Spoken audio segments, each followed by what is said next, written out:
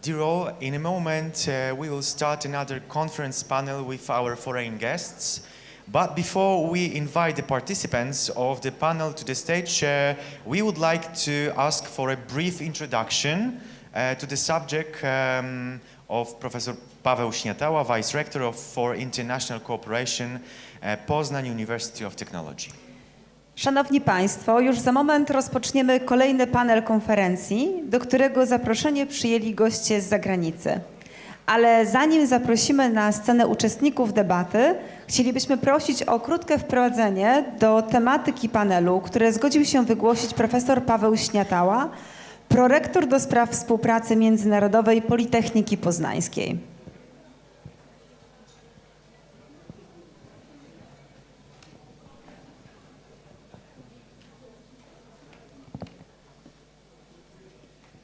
Dziękuję bardzo.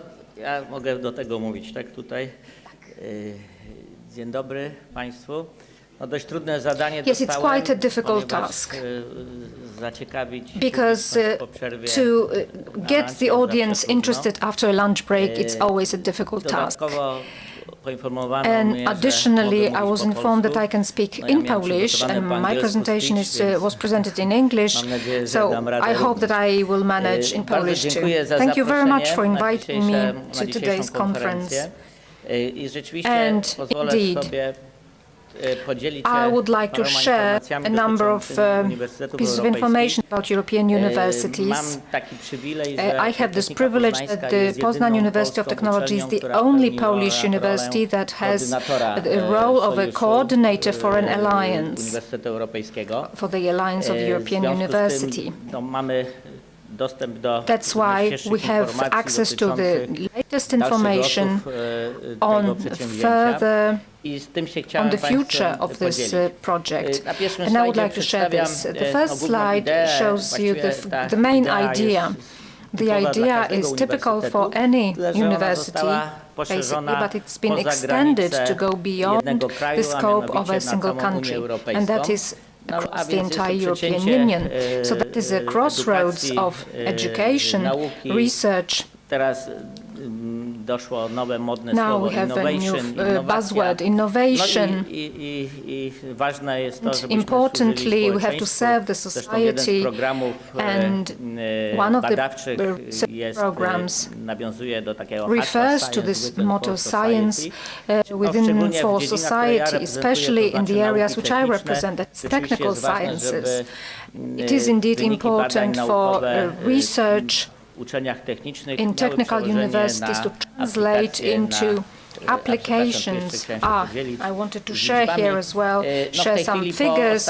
After the final call, last call, we have 44 such consortia, such European universities, which involve 340 higher education institutions, not just universities, HEIs,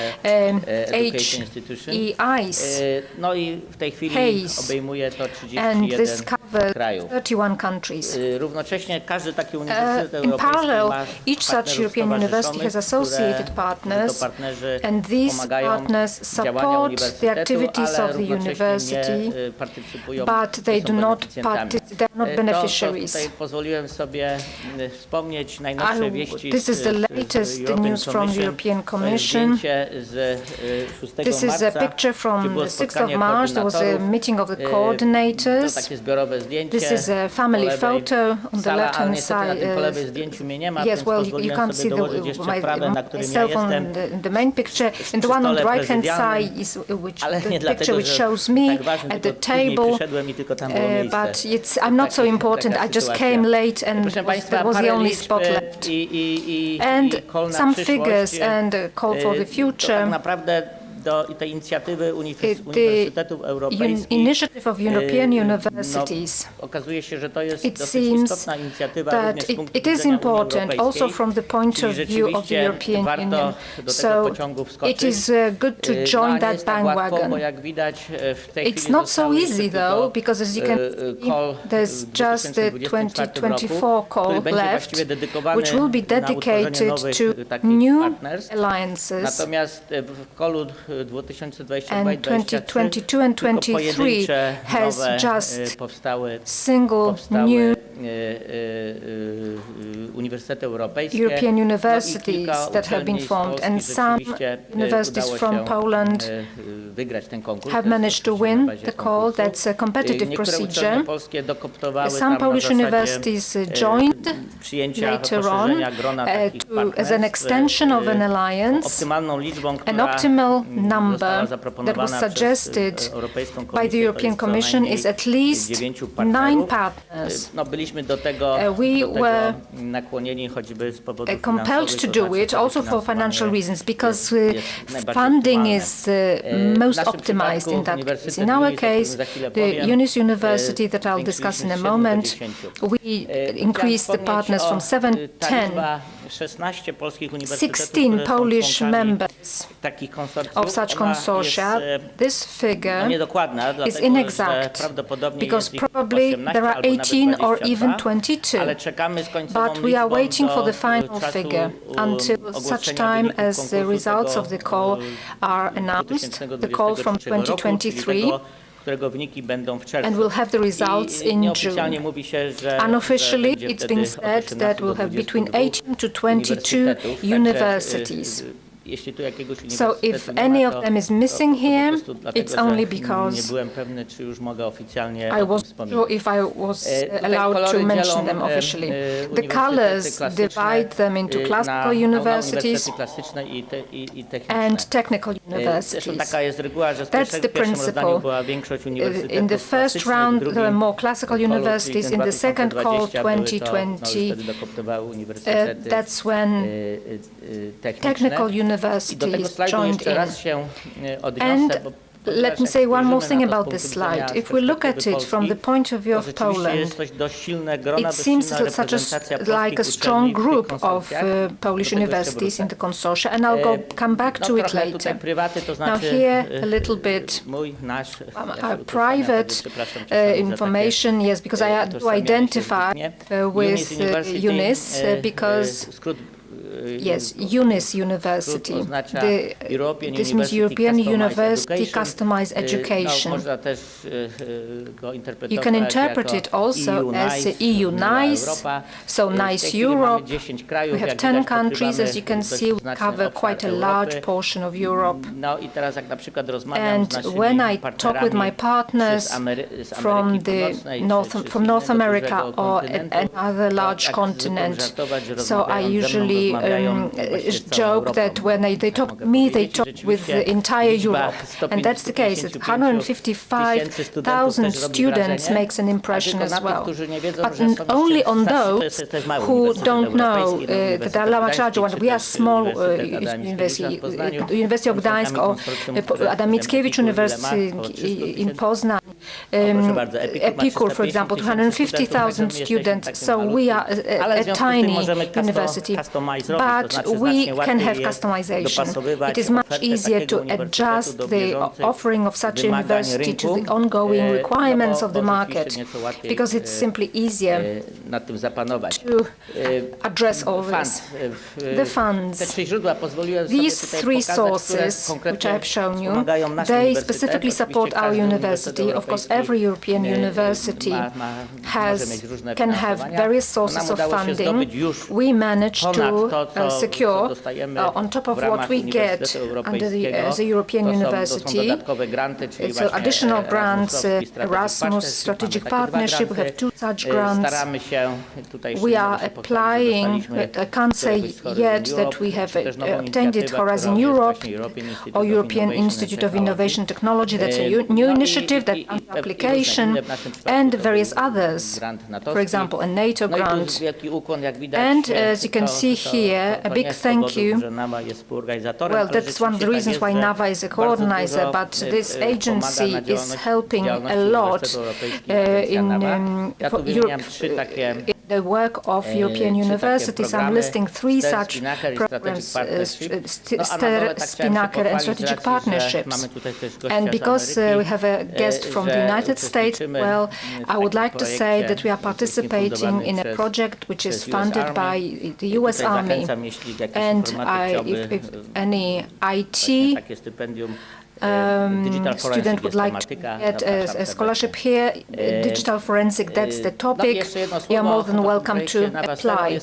And one more thing, Navaster, it's aimed at internationalizing doctoral schools, and this fits very well into creating a joint doctoral school with 2 additional partners from Australia and the USA.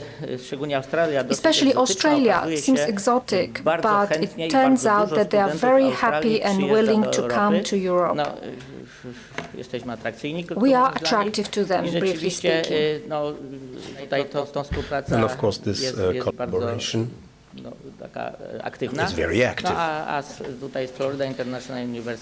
Florida International University, that's much closer than Australia, so everything works fine. Natomiast w ramach UNIS-u to pokrywamy 10 under UNIS we cover 10 universities. As part of the program, what we promised to implement was 21 full university courses as part of European University. The way we calculated it, we had 7 partners initially, so each partner was supposed to prepare 1 undergraduate program, 1 master and 1 PhD. And it almost is working, it's almost been achieved, but we meet significant barriers of administrative nature. For instance, because we don't have a common European diploma, for instance, we do not have a common we don't have a single definition of the status. AISBO is a foundation that was created. These are all attempts which are aiming at standardizing things within the EU. There are also grants for this to be done. A new initiative, which is probably worthy of attention, is in addition to flagship grants such as Horizon Europe, is the new initiative of the European Union, which supports startups. It supports the currently fashionable incubators. I'd like to encourage everybody, because that's a good place to find funds. I'd like to say that we need to use the good cooperation between Polish universities as part of internationalization, and together with a lady from the National Science Foundation made me aware of this saying that's popular in America, and I think we can say that also in Poland. And the saying is, our universities are in competition, but it's collaborative competition, if I'm saying that correctly. So we are competing, but where we need to, we work together. I think one of the areas where it works in the Polish community is international issues. I'd like to also thank Mr. Rector Lis, because the famous Kraków Conservatory, where we meet and debate, plays a significant role. And so this can be utilized. This example, specifically, it relates to cybersecurity. So some idea came up, you can see the logo of my university at the bottom. Then it spread into UNIS, the European University, and specifically speaking, a new master's course was created in cybersecurity. We are trying to infect Polish partners with this idea, Polish universities. This is just an example, cybersecurity. It can be any other scientific subject or branch. Through the Polish members, it can grow to the second circle, including European universities, and then from there it can go global. As I said, this is a specific example. That's why you see specific names of universities and businesses from abroad which work with us in the area of cybersecurity. I'm mentioning this subject for a reason, because this is one of the topics which is very significant in terms of cooperation with Ukrainian universities. As we know, war is not just the physical hostilities, but A tak war in ciekawostka to cyberspace. loga polskich firm, jest ich pewno jeszcze więcej, które zajmują się As a sektorem curiosity, you właśnie see here cybersecurity. the logos of Polish companies that are involved in cybersecurity. There are probably more than you see here. Another example of collaboration which should and already is reaching outside of Europe powinien pewno służyć pomocą and naszym probably partnerom should z help Ukrainy. our partners To jest from portal, który Ukraine. już można Is a odwiedzić portal which you na can naszej already stronie visit Uniwersytetu now at our Europejskiego. website W tej of the chwili mamy tam European współpracujących University. We have ponad 200 200 firm plus companies europejskich i from Europe globalnych, and global gdzie that student work i with us, pracownik where może student znaleźć and sobie an dogodne employee miejsce can na find a good praktykę, place na to have staż. an internship. Tu są różne filtry po And there are all kinds of filters. You kraju. can search it by działa i to właśnie language, akurat by country, przyciągnęło by bardzo interest. studentów And this z works. Australii, It attracted a lot of Tam students akurat from mamy Australia, współpracę mentioned earlier. University We Technology have Sydney. cooperation with the University of I oni w Technology ramach praktyk in Sydney, bardzo chętnie and przyjeżdżają as do internship, Europy. they're very Między innymi willing ten portal always to ich visit bardzo Europe. zainteresował. And the portal was very popular To ten among them. raport, który mówiłem, This is the newsy report that I z mentioned. Komisji Europejskiej. News from the European W Commission jaki sposób poprzez również Uniwersytet Europejski, via ten Key Action European Group, universities, pomagamy we Ukrainie. are helping Ukraine. Zachęcam również Uniwersytet also Europejski encouraging do European wspólnie z universities partnerami ukraińskimi do wystąpienia o tego typu środki. Tutaj apply pewno for these już nie resources chcę, together with tylko the przypomnę Ukrainian panu rektorowi universities. Witkowskiemu, jakby był I'd uprzejmy like w to czasie remind panelu Rector również wspomnieć Witkowski o to swojej also inicjatywie, mention his mianowicie initiative during his panel, wsparcie which is to uniwersytetów provide europejskich, support aby uczelnie ukraińskie mogły zostać pełnoprawnymi for członkami support from uniwersytetów the właśnie EU, europejskich, to znaczy włącznie z finansowaniem, ale pewno szczegóły pan universities rektor to przekaże. Ukrainian universities so that they can be No i znów NAWA, have the same ale rights, również, including financing, as wyniki, other European universities. And then NAVA and the results mogliśmy that uzyskać we dzięki wsparciu were NAWY, able to to co otrzymali achieve naukowcy z Ukrainą. thanks Po to the prawej support and stronie cooperation chcieliśmy tutaj with się pochwalić, że naszym researchers from Ukraine. doktorem honoris causa I like to boast jest of our pan profesor honoris causa doctor, Zugorowski. Tutaj dodam, że Dr. przyznany ten doktorat honoris causa był By przed the way, wojną. it was granted before Natomiast the war. odbiór, but the uroczystość była bardzo symboliczna, celebration ponieważ pan and the profesor receipt, official receipt, was very symbolic because przyjechał Professor do nas Zugorowski sam. I to visited było tak us strasznie alone, smutne i and it symboliczne, was że so ta sad and uroczystość właśnie taka symbolic była. that the celebration Przyjechał tylko na jeden like dzień this. do He only nas, visited for one no day. ale cieszyliśmy się, że But w we ogóle, were happy było to that it możliwe. was Uroczystość at all odbyła się possible. w zeszłym roku. The celebration took place Ona last oczywiście year. jest wynikiem naszej wieloletniej Of współpracy course, z it's a crowning of Politechniką our Kijowską. multi-year cooperation No i with w tej chwili mamy Kyiv University kilka of Technology. projektów, Now we które have several projects wspólnie underway, prowadzimy, which dotyczących are lotnictwa, conducted aviation. together Tutaj się in też pochwalę, że aviation. Politechnika Poznańska Brag jest współwłaścicielem lotniska, i na that, którym nie tylko samoloty, ale również University of drony, Technology również is a łaziki co-owner of marsjańskie, a landing również strip where we have obserwatorium drones, but astronomiczne also i również satelity i Mars właśnie na rovers, przykład microsatellites, microsatellites as well. wspólnie z Politechniką There was Kijowską. one which together Ten with the projekt, Kyiv z racji University of wiadomych względów Technology został we're chwilowo running, of course, for zawieszony, ale this już mamy reason the gotową project has been satelitę, suspended. But we którą have already made Politechnika Poznańska completed była odpowiedzialna za satellite. transmisję danych. Kijów za Poznań was część responsible for mechaniczną data i transfer pisanie. Kyiv for the Mam nadzieję, że mechanical się side. I hope zmieściłem w that 10 I've minutach. managed to fit Bardzo into the dziękuję 10 minutes jeszcze mam limit. jeden Thank you very slajd much. I have one more slide to zapraszający, show, ale zresztą inviting you pewno to też visit. zaprosicie, And I'm sure you will żeby also przedyskutować- be inviting us to discuss to takie the wprowadzenie. issues. Dziękuję This is just bardzo. a intro, preliminary piece of information. Thank you, Professor. And now we would like to kindly invite to the stage moderator of this panel, Professor Tomasz Pietrzykowski, Vice Rector for International and Domestic Cooperation at the University of Silesia in Katowice, and also the Chairman of the NAVA Council. Dziękujemy bardzo, panie profesorze. I teraz już zapraszamy na scenę moderatora tego panelu, którym jest profesor Tomasz Pietrzykowski, prorektor do spraw współpracy międzynarodowej i krajowej na Uniwersytecie Śląskim w Katowicach i zarazem przewodniczący Rady NAVA. On European universities as an examples of internationalization of higher education will moreover discuss O uniwersytetach europejskich jako przykładzie umiędzynarodowienia szkolnictwa wyższego O obszarach współpracy w ramach konsorcjów, a także związanych z nimi wyzwaniach rozmawiać będą Professor Anna Jurkowska-Zeidler, Vice Rector for International Cooperation, University of Gdansk. profesor Anna Jurkowska-Zeidler, prorektor do spraw współpracy międzynarodowej, Uniwersytet Gdański. Professor Wiaczesław Truba, Rector of the Mechnikow Odessa National University. Profesor Wiaczesław Truba, rektor Uniwersytetu Narodowego imienia Mecznikowa w Odessie. Professor Ksenia Smyrnowa, Vice Rector for Education, Taras Shevchenko National University of Kyiv.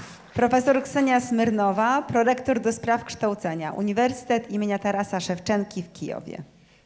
Professor Jean-Marc Planet, Vice Rector for Academic Partnerships and Governance, University of Strasbourg, Strategic Coordinator of the Epicure Consortium.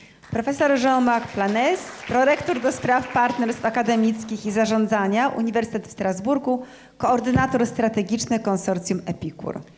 Dr Magdalena Wiśniewska-Drewniak, Assistant Professor at the Faculty of Historical Sciences, Nikolaus Copernicus University in Toruń. Dr Magdalena Wiśniewska-Drewniak, adiunkt na Wydziale Nauk Historycznych, Uniwersytet Mikołaja Kopernika w Toruniu. And Professor Rafał Witkowski, Vice Rector for International Cooperation, Adam Mickiewicz University in Poznań. I profesor Rafał Witkowski, prorektor do spraw współpracy międzynarodowej, Uniwersytet imienia Adama Mickiewicza w Poznaniu.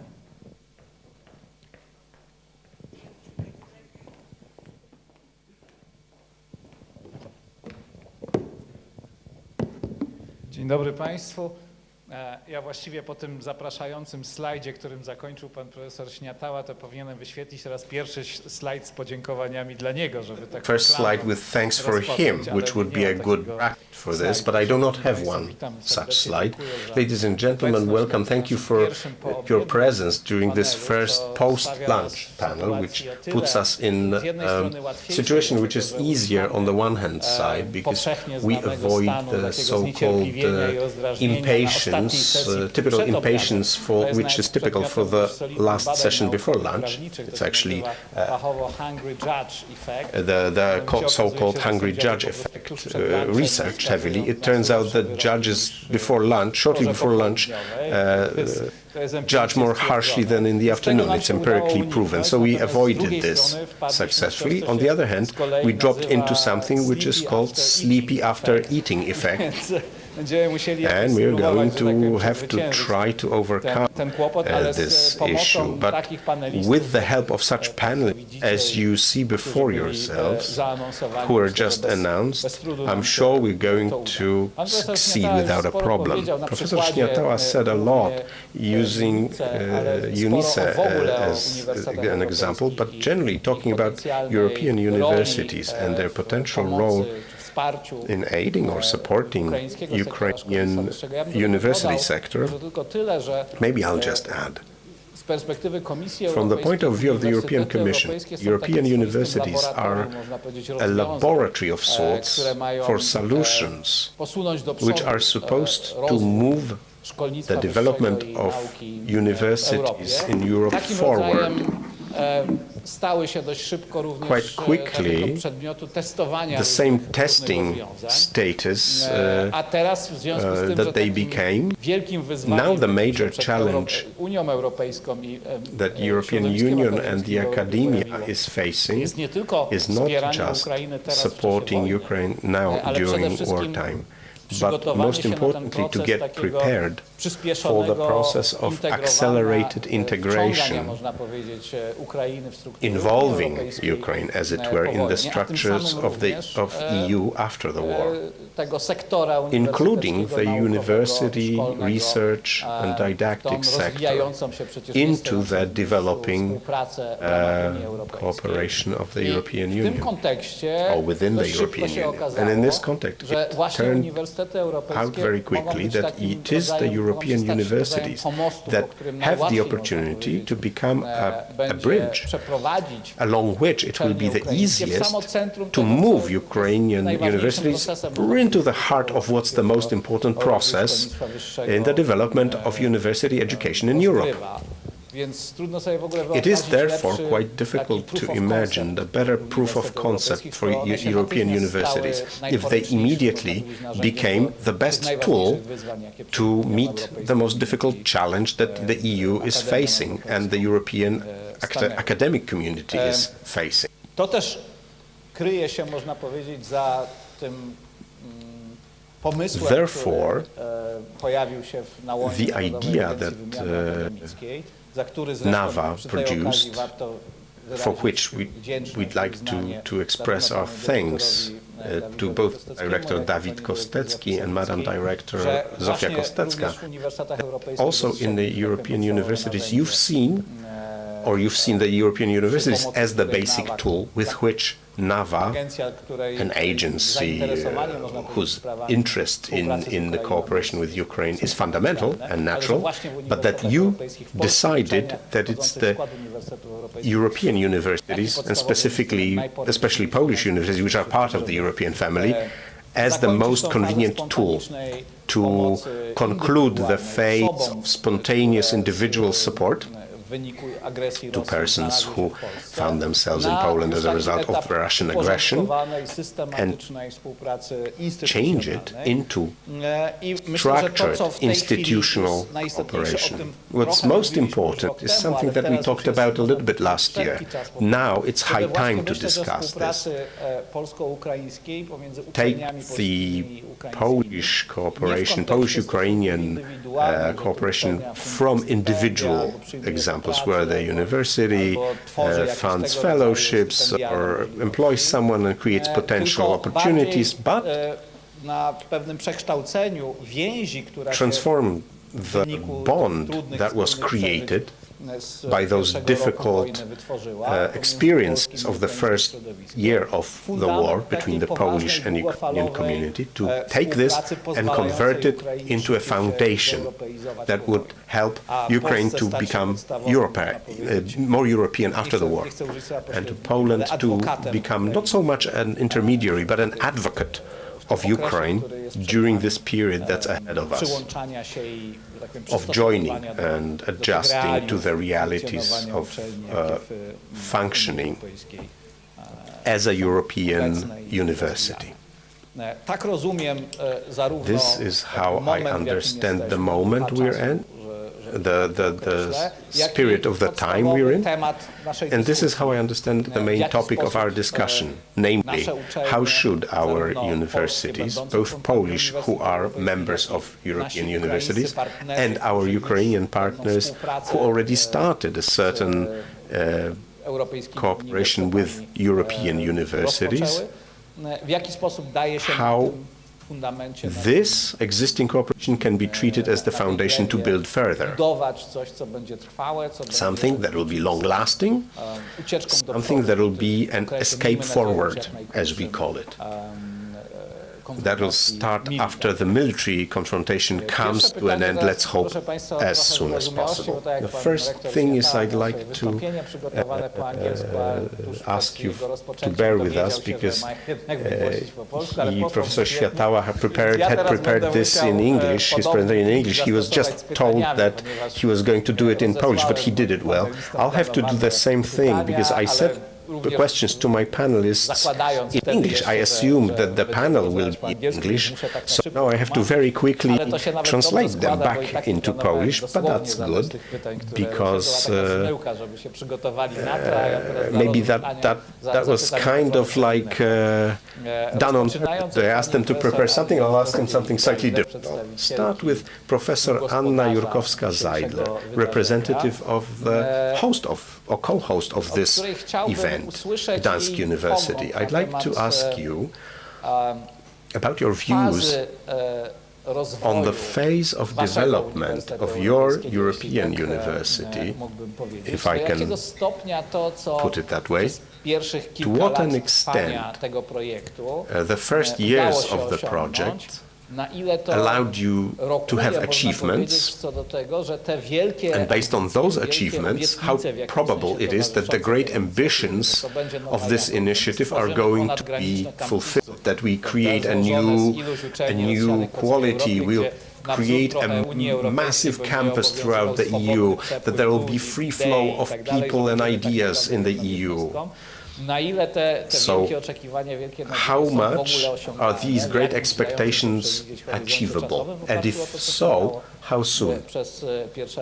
Based on what was happening in the first years? Because in this intro and this question, the assumption for reaching out by the European universities to Ukrainian partners was that the European universities is an idea that will work and it's stable and will stay as a fixture of our landscape of universities in Europe, and it would not prove later to have been an ephemeric existence that might disappear.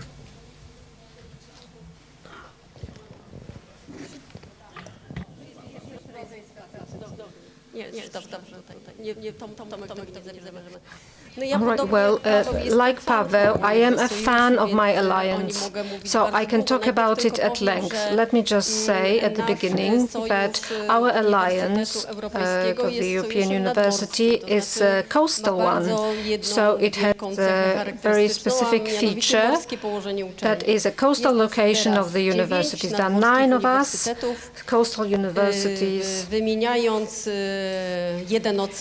with one ocean and sea. Starting with us, that's of course the University of Gdansk, the University in Köln, in Brest, France, University of Cadiz, in Malta, in Split. I think I mentioned the old members and 3 new ones, the Portinope in Napoli, and Bodo University, Norway, and where I just come back from, Faro in Portugal. And to be honest, my love for CEO from our alliance has become has coincided with my work, because I look to European universities as a big systemic change, and it has indeed happened, and I'm very happy for it to see this and also to participate in the process. What was the most important to us, and I know about it from research as well, because all the universities in Poland are subject to evaluation on how the idea of European universities taken root. How has it taken root in our campuses? Well, there's one thing that the European Commission has not succeeded in, certainly. So we haven't launched joint programs, but at least not fully, not to the full extent. And we know ourselves very well that this is very difficult, because there are very strong differences in legalities, but we are not very sad about it, because we did succeed in many other things.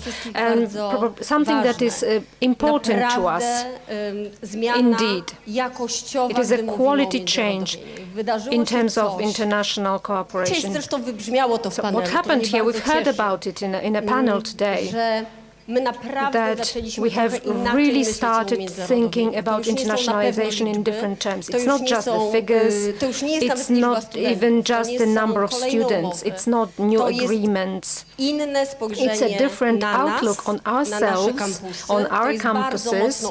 This is very strong internationalization at home, so engaging entire communities in internationalization. And it is also about a very thorough look on our partners. And this means that, well, I think that we even look at ourselves differently, and each other as well. When we as vice-rectors meet, we talk differently about internationalization. We don't show off how many students we have. We look at the process of how we change. Usually, to me, it was most important how my CU is changing me. So my alliance is myself, and how much I have learned. mind. I love those meetings when we exchange good practices, when we share challenges. And this is also something that I think rectors of 44 alliances have heard in Brussels. This bottom-up approach is more important than engagement from vice rectors. We build our teams, our faculties at universities. We engage the entire community. The first stage was like a startup, like a kindergarten, preschool. We had the pandemic, we had crisis, war. Everything affected us terribly. But now mobility is very important. But mostly the engagement. I believe that we have addressed differently our social responsibility. We talk about sustainable development to a large extent and values. And it's an extremely important point. Other universities can join us. David, Zosia, congratulations. The European Commission has not yet recognized us. We have not yet received funding. But this will allow us to show how we change. Nothing is a better teacher than experience. We can talk to Ukrainian universities, what values we have, what programs we have, how European we are. But unless they see it in practice, how we change, and I have the pleasure of having our director of the Odessa University, our partner university, 2 months after the start of the war, we showed in very strong terms this entire alliance, that we are covering our seaside friends with our assistance as well. So once they are here, and when we show them during this time of the program what we participate in, what the procedures are, how we obtain funding from the EU, how we put in practice freedom and solidarity, how we build new competencies in our students. I don't think there is a better way, really, because we can't really tell any lies. We invite them to meetings. When we meet our partner universities or friendly universities, this conversation is always friendly, because I get the impression that this is the challenge of lifelong learning. We always have challenges to learn from, and we teach this to our students. So soft skills, collaboration, sensitivity to otherness, to intercultural values. This is all very important to us, and this is the very place to do it. European universities. This is how we change ourselves as well. So letting guests into this process, inviting them, it also tells some truth about us. It's like a snapshot of that time. Thank you very much. So finally, we are putting in practice what we have been discussing for such a long time before. Jean-Marc, you are the vice rector of a French university, so a university that operates in a country that's famous for its experiments on combining, on networking, putting together, bringing together universities, changing the structures. So perhaps the most experienced country in terms of these issues that we are encountering when we are trying to build alliances on a Europe-wide scale, also including partners from Ukraine. What lessons would you tell us about from your French experience? What lessons have you learned on the challenges, the threats, the opportunities in creating European universities and enlarging them to include also Ukrainian partners? Thank you for this very important question. First of all, I want to thank a lot the NAVA organization to give me opportunity to represent Strasbourg, but even Epicure, and I have to say also many other universities engaged in the European University initiatives. As you know, we support the Ukrainian university at the beginning of the war by a simple statement, and then we propose something to create institutional agreement between European university and Ukrainian university. So it's very important for me to be there and to say that.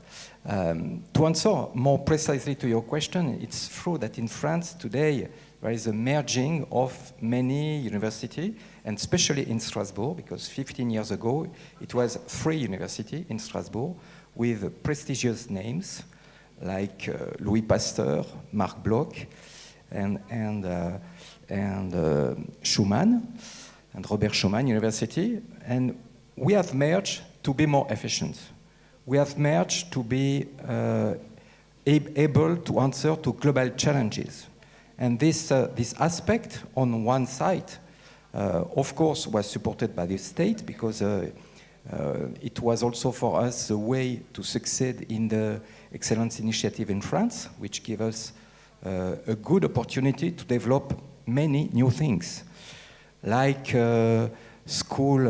doctoral school between the different universities, but also to develop excellence laboratory in many fields, to develop a very interesting school for teacher of high school, etc., etc. A lot of results coming from this association, and I'm sure that the association of Ukrainian university in one city or in a region will be very efficient to give more, how can I say, efficiency, but also connection between people.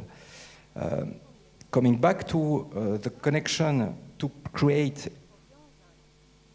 European university, I have to say that we build it on network, but cross-border network, which is ECOR, connecting German university and French university. But we have seen that aggregating these 4 universities with university in Poland, Poznan, one of the most interesting university of Epicure, of course, but also Thessaloniki, Amsterdam, one university in Vienna, and now in Odense, we have really identified also what is the add value of this interconnection. And when the pandemic crisis arrived, what we have seen that it was a way for us to move forward very quickly on, as example, one thing, which is the virtual platform, pedagogical but also administrative platform, which permit now for 350,000 students to be connected to access to pedagogical resources of the 9 universities. And this aspect, this has been done because of the project, but because also of the commitment of the 9 universities. And it's probably the most best things that we can recognize. When we make this type of association, as discussed before, we create friendship. We make connection between people. And connection between people, it's really a way to answer to very difficult crises. I just want to give another example, which is also a way of administrative simplification. And I can imagine that in Poland, in Ukraine, like in France, administrative simplification is really something which is interesting. In our alliances, we create a global agreement between the 9 universities.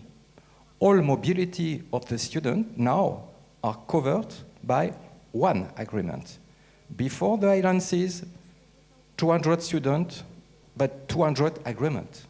Now, 800 students, one agreement. This is another example, which is also very important.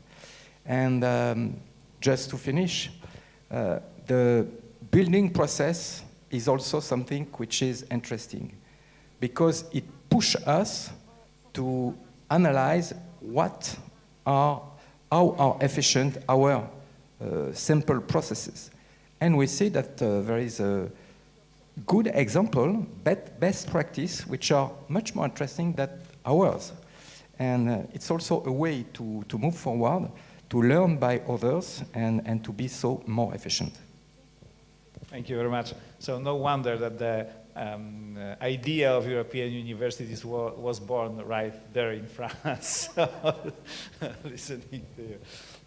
Profesor Rafał Witkowski, wspomniany już przed momentem, jeden z najaktywniejszych, można powiedzieć, przedstawicieli naszego środowiska w kontekście in the context of the idea of European universities, I would like to complete this topic of a point in time and a horizon where the European universities are being built before we move on to relationships with Ukrainian universities and partners. From your perspective, jak miałby wyglądać ten punkt docelowy? What would be your destination? Cały czas dość mgliście So far we have been just vaguely discussing what should be the completion of the process of building a European university. So how is it supposed to be built? What is it supposed to look like at the end of the day? How should it relate to its constituent parts? To me, the most telling signal that something is not perhaps fully clear and fully thought out to jest dla mnie takie uderzające, bo jestem prawnikiem. Well, I am a lawyer by education. Ten nacisk na to, So an żeby nadać emphasis osobowość prawną on the legal status to the European universities and even a special grant that Professor Śniatała discussed as well to test various possibilities. I think that this is proof that we don't fully know where we are going, because the first association is that, well, so whatever we are building together, it should then get some kind of legal identification to become an entity, but then it would have to be an entity that consumes the existing universities, and no one has even taken it seriously. So this kind of idea boils down to creating an extra unit on top of the universities, national universities that exist already. We want to have an extra added entity on top, which has a legal entity like foundation, association, some kind of other type of entity, which is added on top of the existing universities, rather than the shared entity. It doesn't consume these universities. It exists in parallel. So how do you see this model for a European university at the end of the day? But the question is extremely interesting and very important and so difficult, and I can't really answer it, I'm sorry. Despite all the compliments that I have heard about myself, I don't know if I deserve them all, but for a very simple reason. When we started off this adventure with European alliances, we had a completely different image in our heads than a year, 2 or 3 later. It's such a dynamic process that if I knew what would happen in 10 years, I would sit in a different chair and in a different place. But I don't know what is going to happen. I think that it's not just my problem. It's also a problem of every individual who will hear such a question. Because assuming that there will be 60 European alliances, we may assume that the European Commission has assumed that there will be 60 answers to this question, because one alliance doesn't equal another. And it doesn't even mean that one is larger or smaller, or there are more students, 150 or 300,000. But the dynamics for the development is different. The idea which is at the basis of this alliance, it's different as well. The geographical distribution of the universities is different. One thing is I'm certain of, that it's not even necessary to create a single pattern. It's not even what this whole idea is about. Because if universities universities are supposed to retain their autonomy, freedom of thinking and looking for their own path, let them do it. If there is one or two or three ideas, let's try to test these ideas if they are successful. And I can very easily say that whatever gets done in the future will be a certain sum total of an idea of a federalized university with a very specific structure, and from that to a very loose federation of universities. And these two extremes can be described very easily. And I'm not such a great scholar, because I'm just a historian who has read a couple of books. But whatever goes into it, that is down to every federation. And everyone who is engaged in such processes knows that the dynamic process of an alliance, of its growth inside internally, is very different.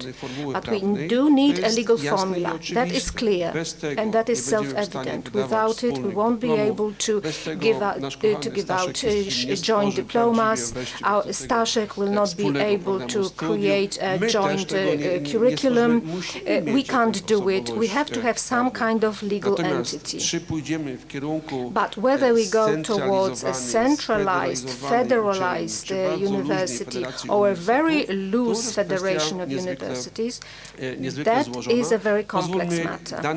And let every alliance consider it for themselves. And in this entire discussion, in our conference, which, owing to the hospitality of our friends from Gdansk, is made possible. Yes, it's thinking about Ukrainian universities. And what we have been seeing today is an absolute status of a minimum, treating Ukrainian universities as associated partners in a situation where they can't benefit from funds.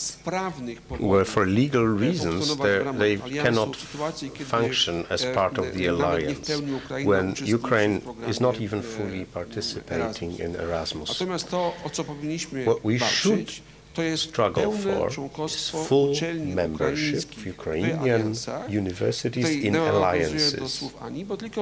Referring to what Ania said and referring to what Jean-Marc said, because it is only in this way that Ukrainian universities will be able to fully benefit from our experiences.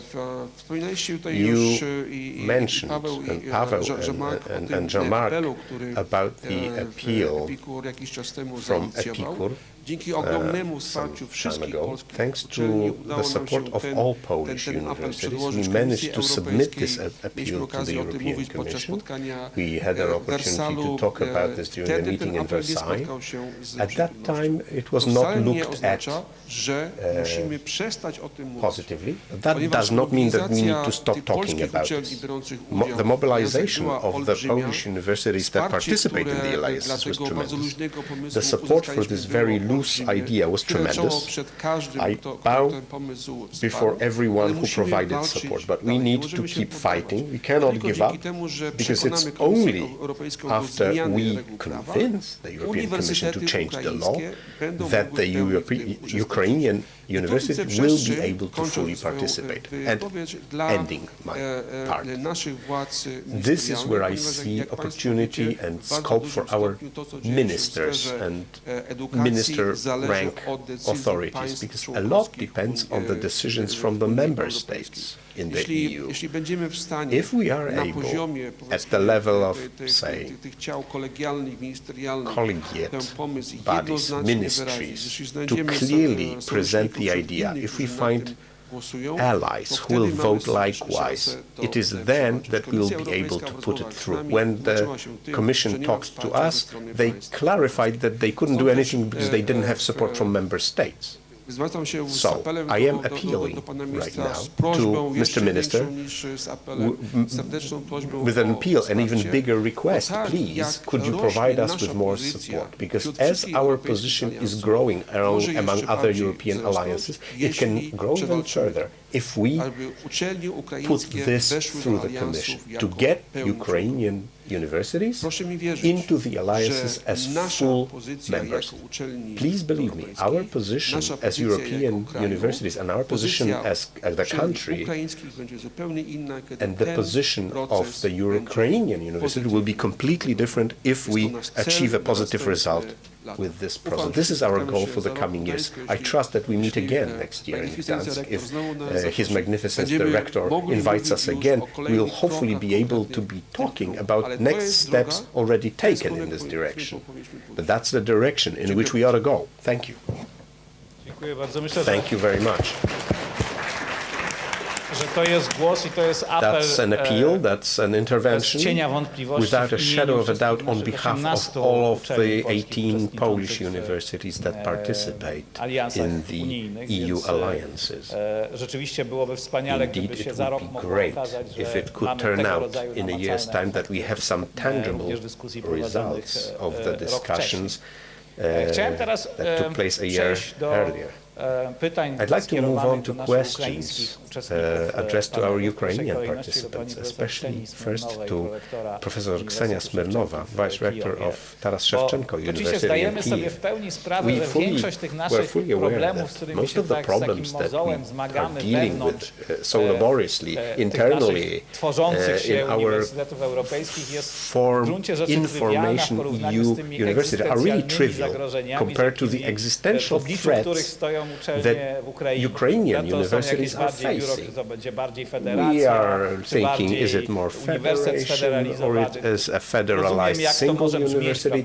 I can imagine how it might sound from the point of view of a university that can't continue its activities because of the destruction of infrastructure, because of the dispersion of the personnel, or because of lack of safety. But looking more long-term, assuming that hopefully soon we'll move from the strictly military stage to the post-war stage and the integration of Ukraine with the EU, from that point of view, looking at European universities, at least the ones that are involved in the initiative, and that number is growing, and in some sense, without putting a value on this, but this is the most active, they are the most active part of the academia. We are not just functioning, but we are making an effort to create something new.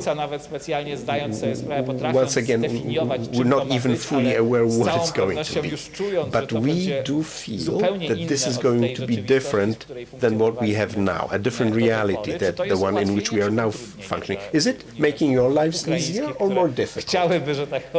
Ukrainian universities, they would like to become closer with the European university world, and at the same time you do not know which shape you are joining. Thank you very much. Thank you. I will speak in English, so I cannot shift in a very appropriate way to Polish. But thank you very much for this very interesting question. It's not a classical question while speaking about the higher education network or how it would be. And first of all, thank you for that opportunity for sharing this experience that we're facing now during the last year within the cooperation with alliances, because as we know, as we are aware about this initiative, and this year it was really quite symbolic that it was a French initiative, as we all know, and especially this year, in the end of the French presidency in Versailles, it was a very strong joint statement on behalf of Ukrainian universities and on behalf of the majority of all European alliances to be together. So it's really very symbolic signal that shows us the experiment, this French experiment, is really spreading all over Europe. Sometimes we can even compare it with the octopus that is spreading all that issues on the higher education sphere. For us, for Ukraine, this experience is quite new, because we just started this route just a year before, and during this year we started negotiations in March, And on behalf of the Ukrainian universities, we started on behalf of the Rectors Union and sharing this experience for all Ukrainian universities. How to be more closer with alliances. And there are two sides of the coin. So it's always these two sides of the coin. From one side, this is a really urgent, it was a really urgent option for Ukrainian universities to stay resilient since the full-scale invasion since February. So it was formulated as a very urgent option. From another side of the coin, Ukraine is still non-eligible for funding within the alliances, and as it was formulated primarily. But at the same time, we can really share that we can use another complementarity instruments for being close with alliances, such as ICM as a more classical instruments, international credit mobility. We can use Horizon or other funding possibilities. So it's so kind indirect exploring of new possibilities to be closer. And I have such an information that, for example, our university that I'm presenting, now we're exploring a full partnership with one of the alliances. And the majority of the time and all the internationalization at home and abroad that we say, so we are connecting with the alliance. And this is one of our strategic priority. As I know that up to 10 universities in Ukraine already had the connections with different alliances. So we already started this initiative after June, after Versailles statement that was made in June. So this process is going on. Your question concerning what is better, what are the challenges? Of course, there are a lot of challenges of that. This is the preparatory work. Of course, Ukraine is on the way of the European integration. Education is not the same sphere as economy, as internal market. From one side, Ukraine has commitments with the legislation approximation. It's a very strict commitment. From another side, higher education is such kind as soft integration. Now we can really see that we are a little bit speeding up the higher education integration. Because, of course, we should prepare our legislation to be a partners with the alliances. As my rector said in the beginning, in the first session, that now we are thinking about the amendments to the law of higher education, and not only of this law, but another budget and financing regulation to be, that allow us to overcome new instruments on financing, on co-financing, if in case we will have these opportunities. So from one side, this is the opportunity, and now we are exploring this opportunity. From another side, we are preparing from the point of view of legislation how to be the partners within these alliances. And moreover, while speaking about the new period of Ukraine on the renovation and rebuilding, the collaboration with alliances could be seen as the Marshall Plan for the higher education. We all hear about the Marshall Plan for economy, but for the higher education, specifically collaboration within the alliances, European student card, digitalization platforms, best practices of decision-making together, all that examples really could be the Marshall Plan for the higher education system in Ukraine. Moreover, I could say even now that this year we also have some experience internally in Ukraine to use the best practices of the alliances to create own alliances internally in Ukraine. This is also one of the new ways. And so it's exploring. So we are just discovering new experiences within this laboratory of the alliances. So I think that this is the same route as Europe passed already with this laboratory. Now we are also sharing this experience, and I am sure that it could be very fruitful. Thank you.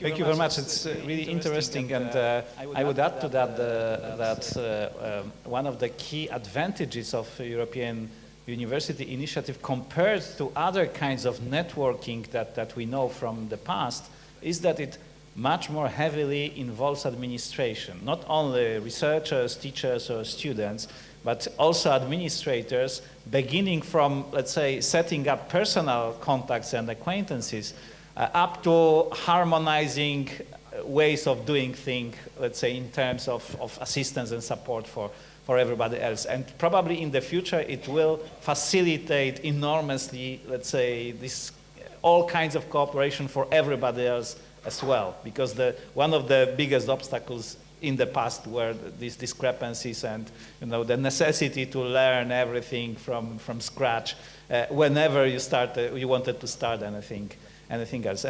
Więc wracam do języka polskiego i do pytania, które z tym się ściśle that I think is strictly related to this, that I wanted to ask to Professor Wieczesław Trubiec, prorector of Odessa University. Panie rektorze, biorąc pod uwagę to, że inicjatywa NAWY Solidarni z Ukrainą, that NAWA's initiative, Solidarity with Ukraine, which was addressed to Polish universities that were associating with Ukrainian universities, is supposed to fill in the gap that Madam Rector Smirnova just talked about, that various forms of cooperation are available with external sources of financing. There are horizons, all kinds of programs that can finance education or research activities, but you cannot in any other way finance the administration cooperation in any other way.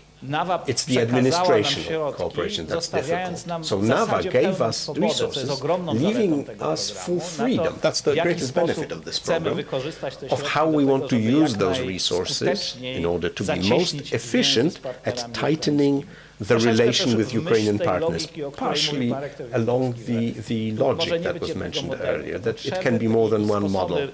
It is the needs that will dictate the ways of solving the problems. There should also be some exploration and experimentation. Now, from your point of view, what are the forms of cooperation which are most valuable? So what can we do as European universities that have certain resources from NAWA that would be otherwise impossible to achieve in any other way, if not for the support that we owe to the fact that there are existing European universities, and NAWA says, oh, if we have European universities, try to pull Ukrainian universities into the structures, even if formally, from the EU point of view, they cannot be members. You cannot spend money on that, but you have some Polish money, do something with it, fill in the gap.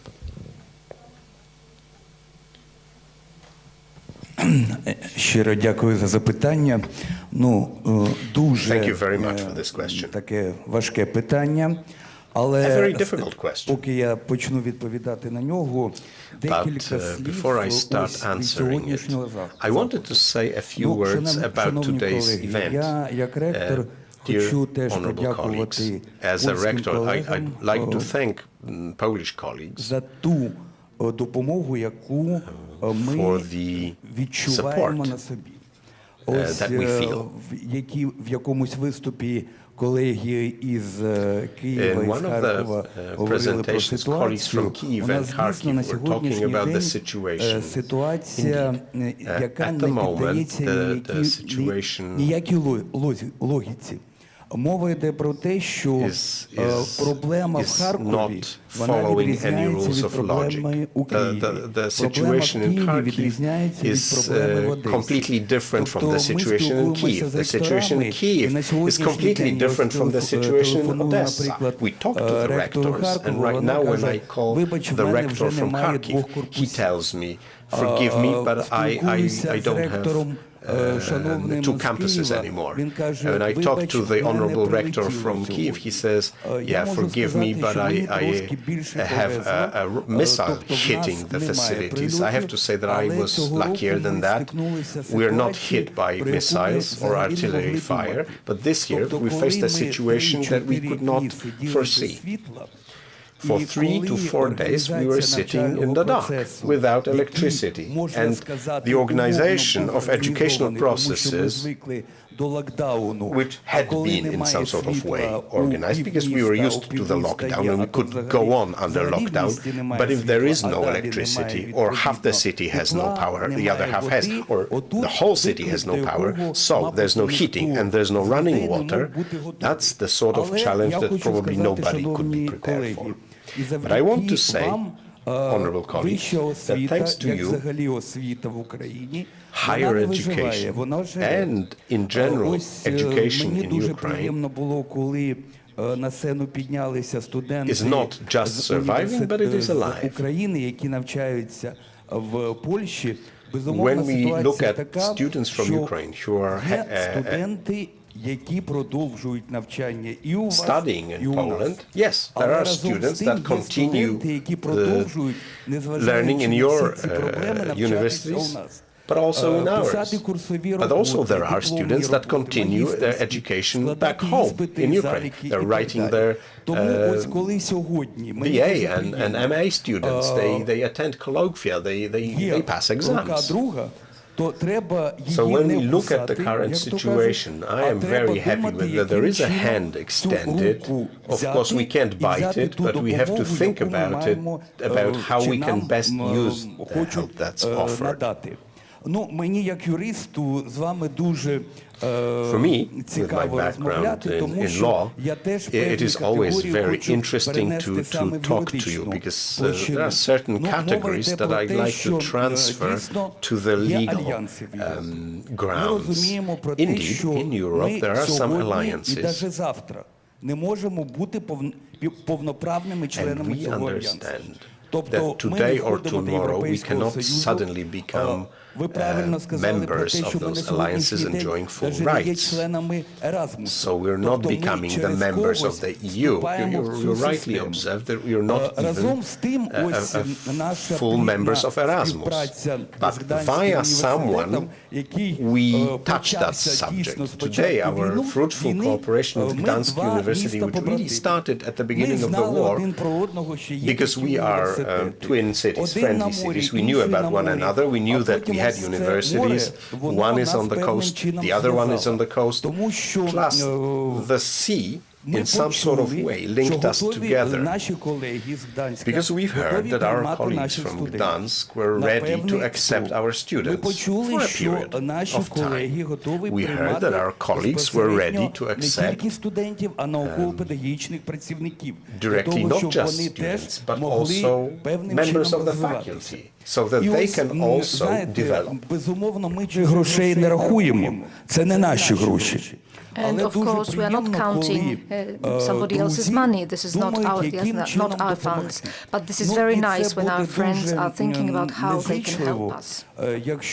And it would be very unkind if we were to get into somebody's pocket telling them that we need this or that, because in a moment they will hear that, well, look, we have our issues as well, and you are coming here and you are asking for money again. So how much more can we give you?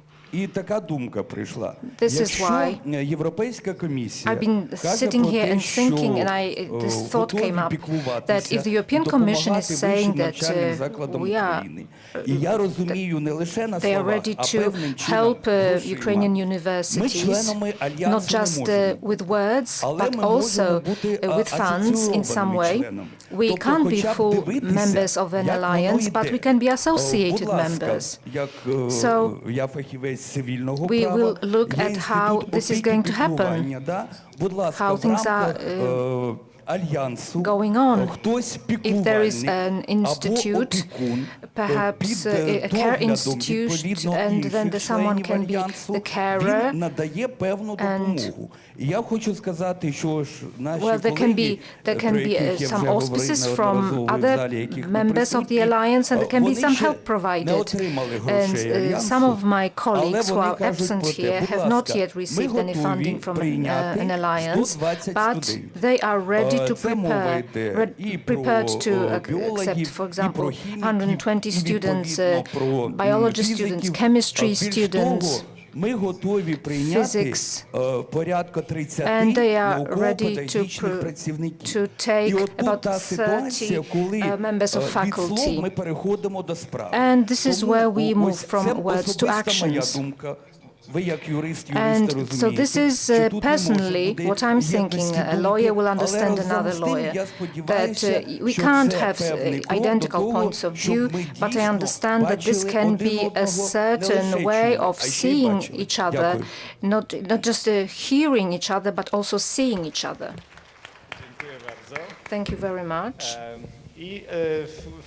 And now in the context of what Mr. Rector has been saying, I would like to ask Dr. Magdalena Wiśniewska-Drewniak from the Nicolaus Copernicus University of Toruń to take the floor. As opposed to the other panelists, she's not part of the authorities of the university. She's not a rector or vice rector. She has a different perspective from ours. And I would like to ask her to address something that is treated or considered as the biggest weakness or a hindrance, at least, in building a European university, which at least in its initial stages, and that was quite a universal experience, for some time at least, it was basically takich, nazwijmy to, wtajemniczonych w każdej uczelni. To znaczy just within a small group, wciągnąć jak gdyby w to just a small group również szeroko rozumiane kręgi universities were informed about it, the problem, or knew about it, or knew how to work with it. So the issue was just to involve more people across the faculty and across the staff, to involve them personally, rather than just several dozen or so people from top authorities. Now, apart from building a shared identity of each university, European university,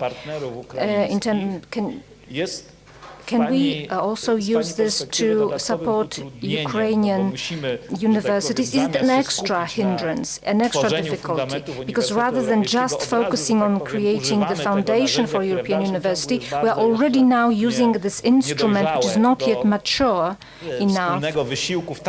We want to use it for joint effort in such an important matter, the matter of helping and later on constructing the basis for long-term solid partnership with Ukrainian partners. So is it a hindrance or quite the reverse? Can it be an extra fuel for European universities to be even more deeply rooted among the faculty and academia?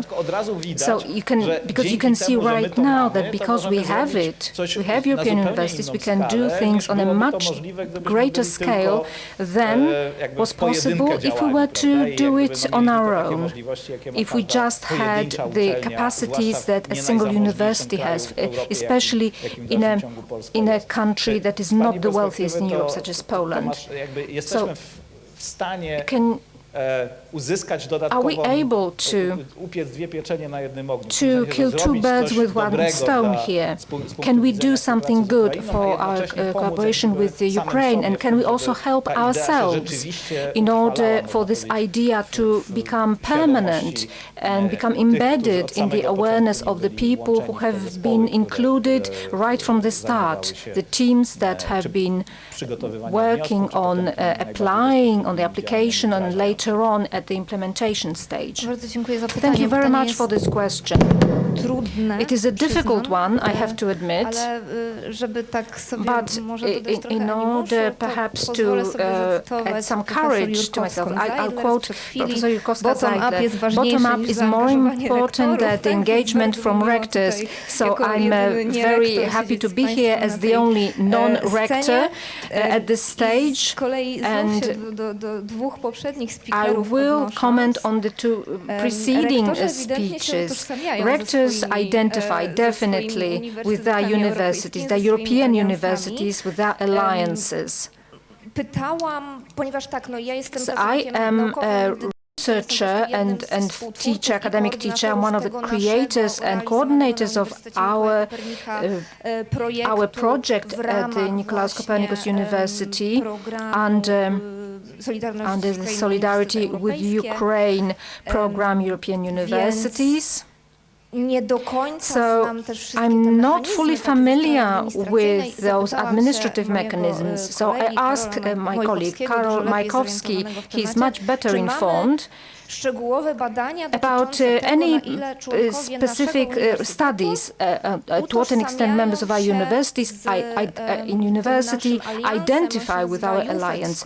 JUFE, we have those nice acronyms here, JUFE, Young Universities for the Future of Europe. We don't have exact studies on it. I think that they will come in the future, then we'll be able to see if our faculty and students feel at the same time the staff and students of JUFE. It's perhaps not yet the time for it, but it's a time to include this joint identity. And I need to give you an example here from the life of our alliance from recent months. Just several weeks ago, the alliance was enlarged.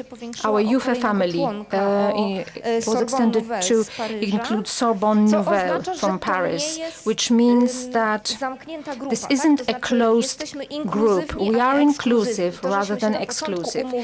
We have decided at the beginning that we have our group and we are playing together, but this doesn't mean by any means that we don't want to accept more members in the future. Hopefully also members from Ukraine. Of course, what follows is the legalities, administration, office work, paperwork, and I don't want to talk about it in any terms. But I believe that this identity is the identity that is based on collaboration, about being inclusive, being prepared to work more, to take up more challenges. Also on the research and academic side. When we were coming up with the project, our project is called AFEC, Archives for Getting Emotions, Conflict and Trauma. This is the part that I'm handling. It's carried out in three separate faculties: economics, law, and we as historians and archivists. So from my perspective as a researcher, this is an extra opportunity for funding, although I'm not talking here about working at the level of universities. It's about researchers. We're able to invite researchers and students to our conference. So from my point of view, it's one of many possibilities and one of many tools. Thank you very much, Madam Director. Yes, you are the only non-rector among our panelists, but you have diagnosed the tendency to what we can paraphrase as university is me.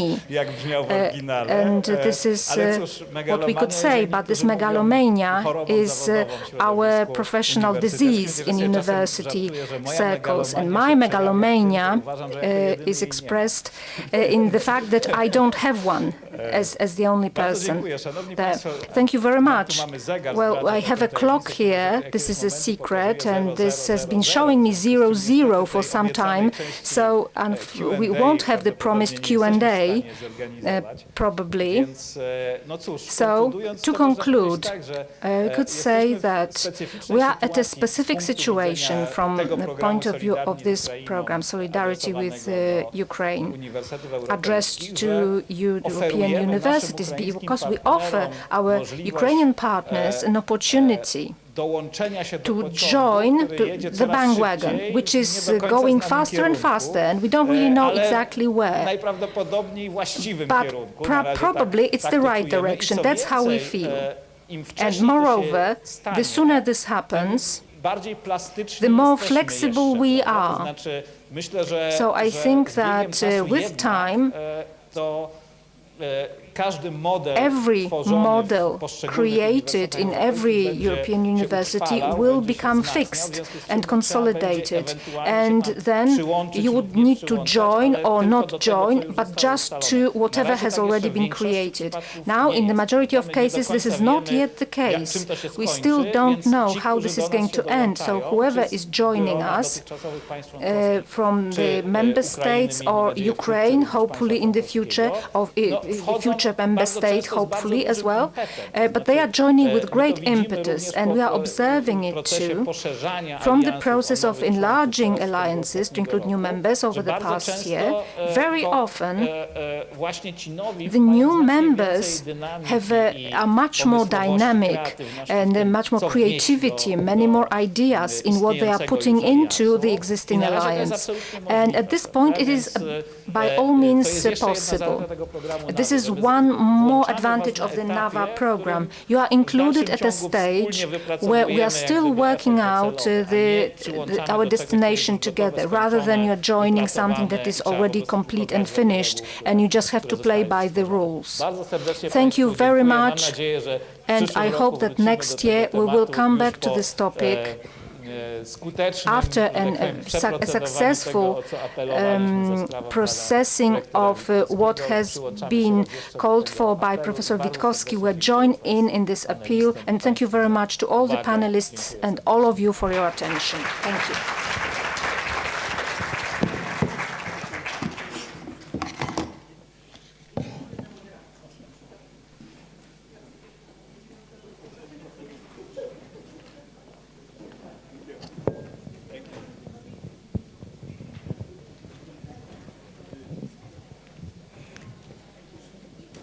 Bardzo dziękujemy szanownym panelistkom i panelistom za pasjonującą dyskusję. Szanowni Państwo, ostatni panel pierwszego dnia konferencji poświęcony jest nowoczesnym technologiom i roli, jaką powinny odegrać w procesie odbudowy wolnej Ukrainy. Na ten temat debatować będzie ze swoimi gośćmi pan Waldemar Siwiński, założyciel i fundator Fundacji Edukacyjnej Perspektywy, prezes IREC, Observatory on Academic Ranking and Excellence. The last panel of the first day of our conference is related to the modern technologies and their role of rebuilding a free Ukraine. Mr. Waldemar Siwiński, founder of the Perspektywy Educational Foundation, president of the IREC Observatory on Academic Ranking and Excellence, will discuss with his guests how modern technologies should help Ukraine's future. Do grona dyskutantów zapraszamy profesora Pawła Śniatałę, prorektora do spraw współpracy międzynarodowej Politechniki Poznańskiej. We would like to kindly invite Professor Paweł Śniatała, Vice Rector for International Cooperation at the Poznań University of Technology.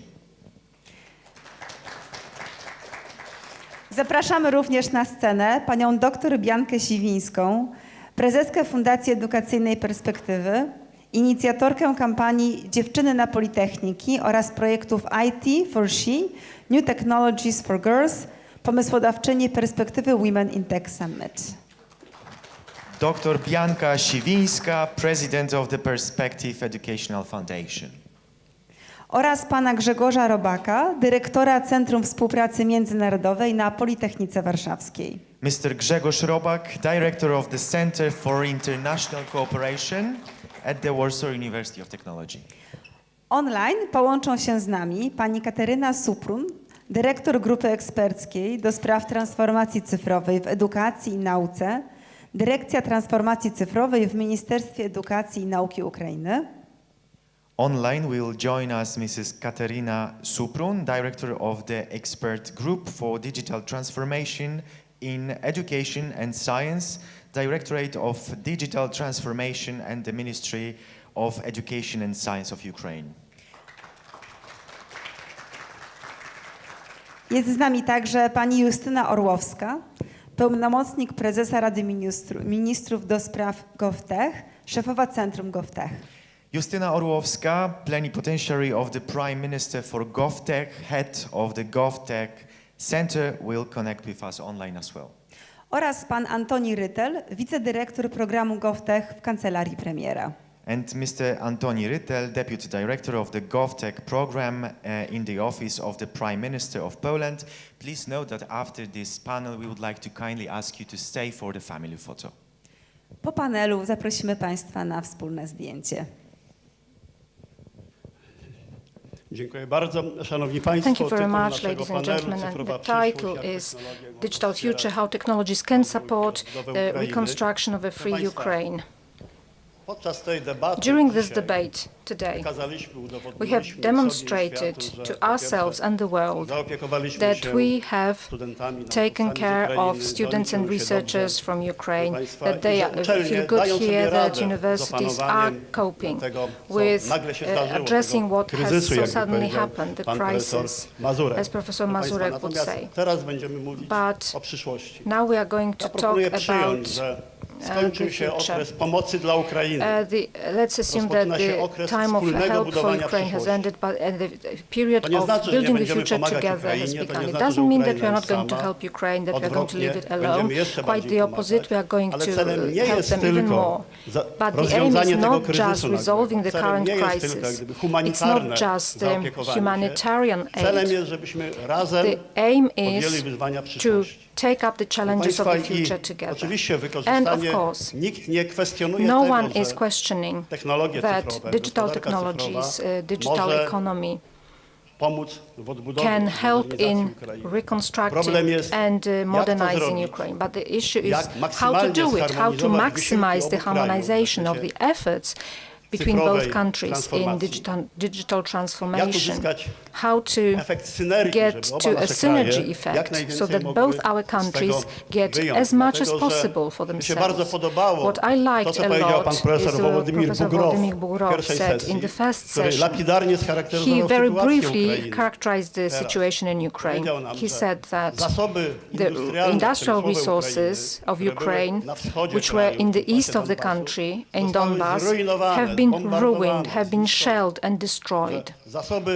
That the agricultural resources, mainly in the south, that they were mined and degraded, that a fifth of them is unfit for use. But we, Ukraine and Poland, have human resources and we have research resources, the things that we can invent and build. And now the question is how to do it together and harmonize it. Harmonization of these digital policies, let's talk about this, that we do need it. We know about it and we know that it is already happening, not because suddenly clever leaders came up who invented it and designed it. There was no act of parliament for that. Harmonization for digital policies was enforced by millions of Ukrainian refugees who traveled across Poland, and almost 1.5 million are still residing here because they went to our offices local administration, local government, they didn't even understand what they wanted to do. They didn't understand why they needed to show some documents, because everything was in the DIA system. Our citizen application had to be speedily developed because we've been working on it for 20 years and it was still not complete. We are now facing the challenges of the future. And Professor Michalo from Kiev University of Technology said that the way out for Ukraine is to follow the path of countries that lived in hostile environments, such as Israel, South Korea, countries which have to be prepared for a strong neighbor, a large neighbor, but they can win only in being more intelligent, smarter, and getting ahead. And Ukraine has shown us in the first stage of the hostilities with the Russian aggressor that they are winning in the digital space. What we call AI and cybersecurity and using various smart technologies, well, Ukrainians are even still better. They are simply better at it. There are thousands of IT experts who support the Ukrainian troops, and they are winning in this war. This shows what really matters in the future. So we would like to start, because the slogan, Digital Future, has many iterations, manifestations. We want to start with digital transformation of university education in both countries, because this is closest to us. Let's then briefly look at the opportunities for developing cooperation academically in those areas, cybersecurity, AI, because both countries have some experiences, and Ukraine, in many areas, is ahead of us. They are learning very fast, and we have to admit that. Then we'd like to look at the main challenge for us in Poland right now, in addition to the war, because war is for the others. We're not talking about how many tanks we need to buy from Korea so they arrive here safely. We need to say, what do we do with the 1 million refugees from Ukraine who are in Poland, that we like to maximally utilize their competences and qualifications. This is for the benefit of Ukraine, those persons, Poland, and the entire Europe. So I can't see Madam Minister Orlowska or Mr. Ryffel. Okay, I'm very happy that Katerina is with us. Good afternoon, Katerina. We're very happy that we can connect to you. You are located in Kiev. Katerina Sukno is acting head of Digital Transformation of Education and Science Expert Group, Directorate of Digital Transformation, Ministry of Education and Science of Ukraine. Katerina, could you please tell us how are these processes of digital transformation conducted in the area of education in Ukraine? What are we doing? And final question, how do we harmonize that? Or in which areas can this be harmonized with what's happening in the Polish digital higher education? Thank you very much.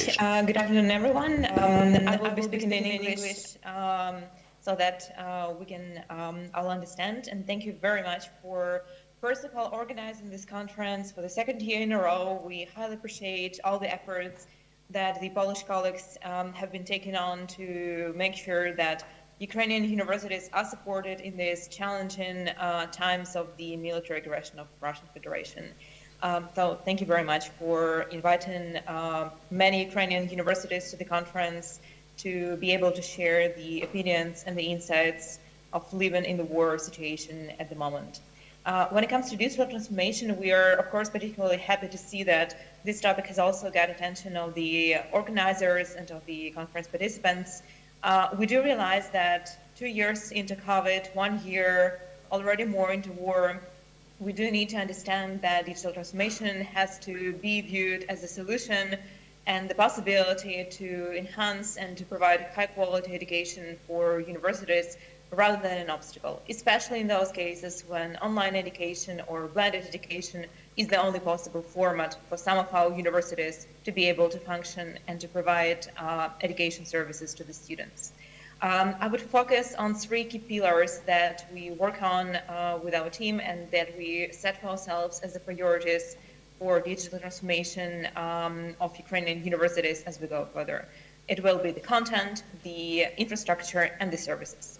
When it comes to content, we have been able, with the team, to accumulate some additional resources that free of charge have been provided by top-tier online platforms such as Coursera, Udemy, and edX, and then recently joined by Labster. So we are very thankful for these platforms to have provided free of charge, high-quality content for our universities.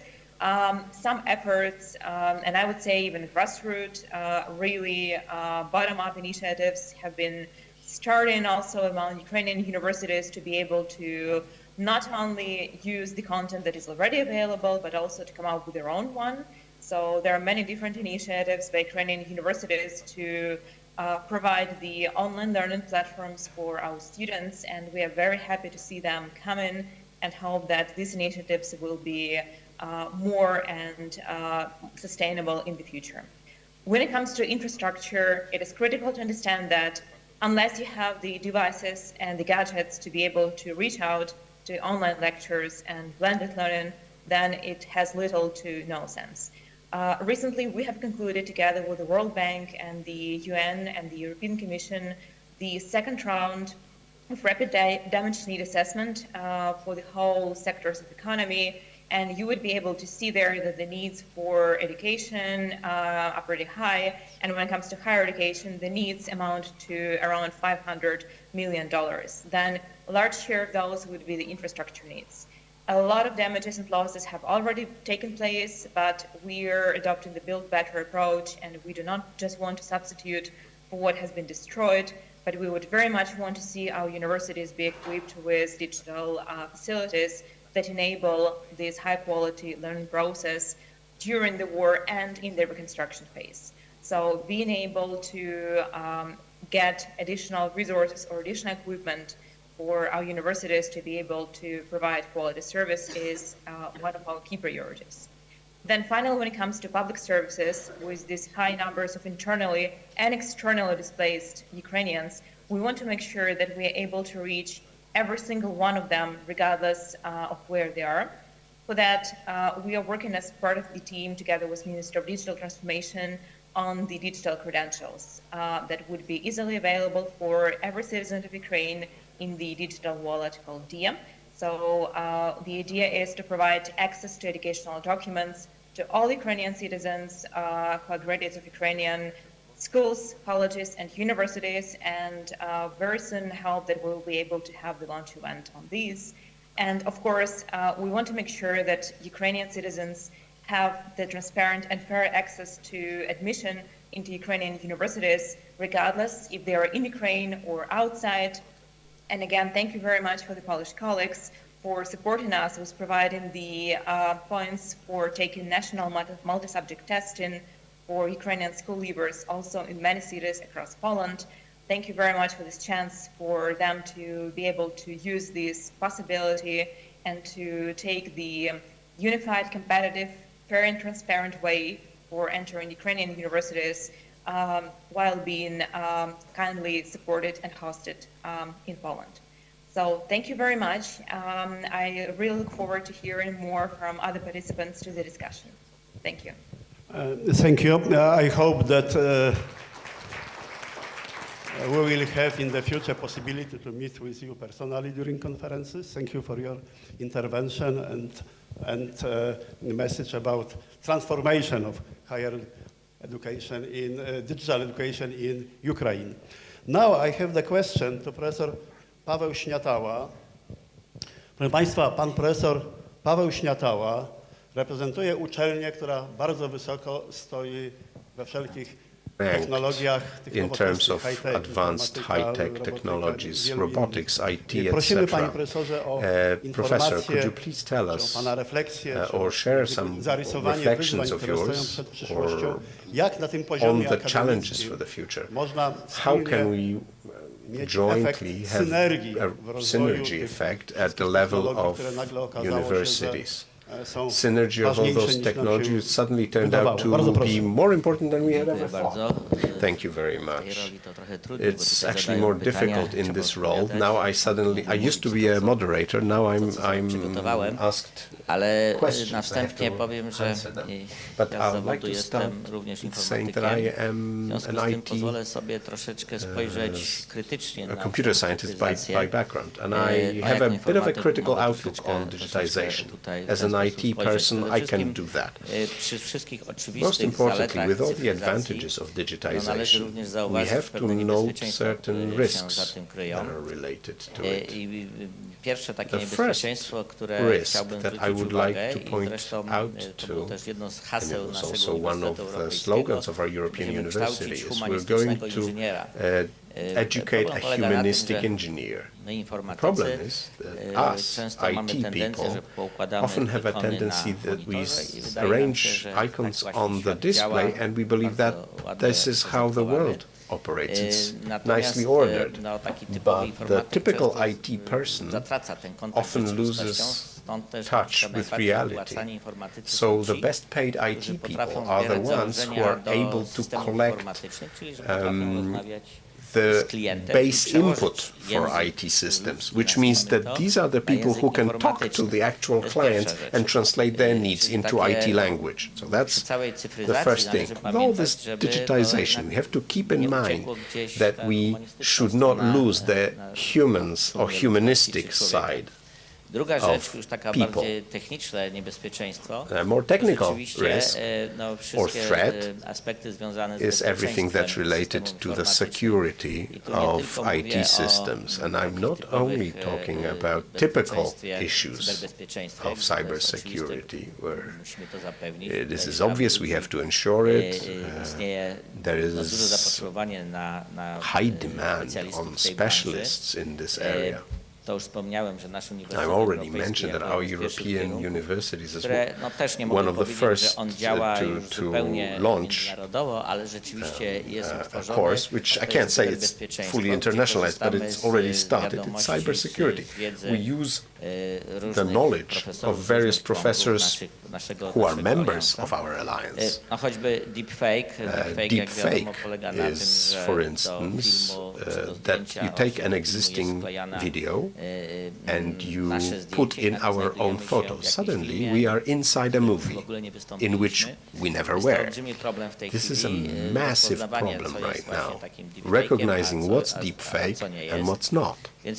So we have a whole range of risks which are completely new challenges in our reality. And at the same time, we have to say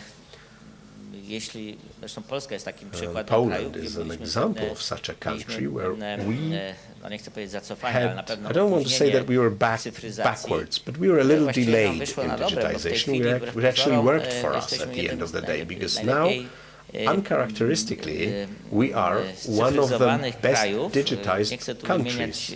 I don't want to mention other neighboring countries, but compared to when you look at the M-Citizen, M-Obywatel, or other electronic system like e-prescription, they work quite well in Poland. And we don't even have, and we have very good internet coverage in Poland, so we kind of benefited from being a little backwards technologically, because we shifted to the latest technology. We didn't have any technology at all. I often allow myself to make comparisons. A good example really is cellular telephony.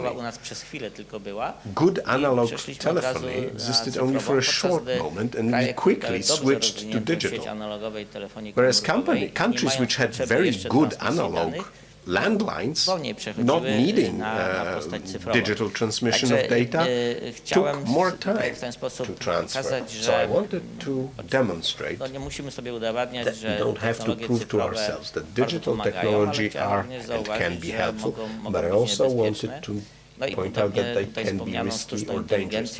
Also, artificial intelligence. There are some known threats. I was originally skeptical about artificial intelligence.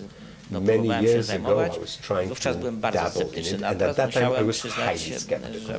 But I had to admit that in terms of picture processing and picture analysis, including difficult medical visuals, artificial intelligence, assuming it works well, the correctness of response is above 95%, whereas a human being is below 95%. In other words, AI is better than human in some applications. We have to just agree with it. We have to live with it. We have to come to terms with it. And the last thing is working with our partners from Ukraine. It has already been said, and it's true, that in many areas they have excellent specialists, better than we have. And Poznań University of Technology, we benefit greatly from the microsatellite cooperation that I mentioned earlier. And here, if not for the knowledge of our partners from Kyiv University of Technology, we would for sure never be co-authors of a satellite, which will soon be launched. So no one's going to take it away, even if the buildings are bombed and of university. There are still people with the knowledge. What we can do is only to help them continue with their research. And I believe that this cooperation directly after the war should continue with our university. Thank you very much. I'll just add that the University of Technology of Kyiv, whose rector, by the way, is the head of the Conference of the Polish, I'm sorry, Poznań, together with the Kyiv, recently signed an agreement to create a cluster of Polish and Ukrainian universities, which are supposed to implement broad transfer and to jointly develop research and application research, especially in terms of AI and cybersecurity. This is a subject which in itself would be sufficient for another meeting, probably not for this, but as I say, congratulations and thank you for that, because initiating joint, ambitious projects is what we need to be doing. It is necessary, so we build advantage at the highest level. But the success of digitization is always determined by people. If in Poland, over the next several years, we do not increase the number of computer scientists by 150, 200,000, then we will not be able to achieve various goals that we want to achieve. The KPO, Polish people know what it's about. I'll tell the colleagues that it's a program for post-pandemic reconstruction. We've allocated almost 40 billion for digitization. This is a gigantic amount of money, but we can't do it. This is a sort of escape into the future development. You can't do it without people. I'd like to give the floor to Dr. Bianka Śliwińska, who will, in the context of the fact that we do not have enough IT people, and the fact that we have to put in our country refugees from Ukraine into the normal social life and social circulation. Without resolving this problem, we won't cope. I'll just add that it's related to the third mission of universities, because without commitment and involvement of the entire potential, namely the universities, there's no way we can educate a sufficient number of IT people that we're going to need very soon. There's no way that we can achieve the synergy of joint development of Poland and Ukraine. Dr. Bianka Śliwińska. Thank you very much. Witam serdecznie, bardzo dziękuję za zaproszenie i gratuluję organizacji takiego wydarzenia. Thank you for the invitation. Congratulations on the organization of this event. High attendance, interesting program. Very happy that we can contribute to this. With regards to the program issue, od dawna zajmujemy się we're called perspective, so we've been looking for a long time at countries east of us, not just Ukraine, but also Belarus, Georgia, Armenia, Azerbaijan, Central Asian countries. However, Od czasu, jak ever wybuchła wojna w since the Ukrainie, war no to started in ten cały Europe, then region the też entire stał się region niezwykle dużym wyzwaniem. became a significant Bo challenge. wojna trwa nie tylko w Ukrainie, War ale is też going przecież on not Białoruś only jest in Ukraine, but also zaangażowana. Belarus is involved. Armenia z Armenia and Azerbejdżanem walczą co jakiś Azerbaijan czas. are fighting with one another from time to time. Kyrgyzstan with Tajikistan, Kazakhstan Co jakiś czas są rewolucje, także to jest undergoes a revolution every now and then. bardzo So region taki, this is a region which is generally speaking difficult. My stamtąd staraliśmy się zawsze And zapraszać we always tried to dziewczyny w invite technologiach, kobiety women zajmujące się branżą in technologiczną, technology przyjeżdżały from na there nasze to wydarzenia, visit takie mamy and sztandarowe join wydarzenia. our events. We have this main event, which is Perspective Women Summit. It's a big conference for women in new technologies. Perspective Women in Tech Summit. This year in June, we're going to try to put together 10,000 such women. And the scholarships were always directed eastwards. So thanks to collaboration, also academic, in other areas of our activities, we created a network of contacts in Ukraine. Bardzo proszę, dziękuję. Yes, please. Thank you. Ukraińskich nie tylko. Ukrainian and not only Ukrainian. And also, we've been developing perspectives for Perspective have been trying to support women in technologies by creating programs, activities, scholarships, organizing events. So a lot has been happening in this area. So for us, it was natural. The war started in Ukraine. Rzuciliśmy się pomagać, jak tutaj started każda helping, osoba zgromadzona. rushed to help, as everyone here.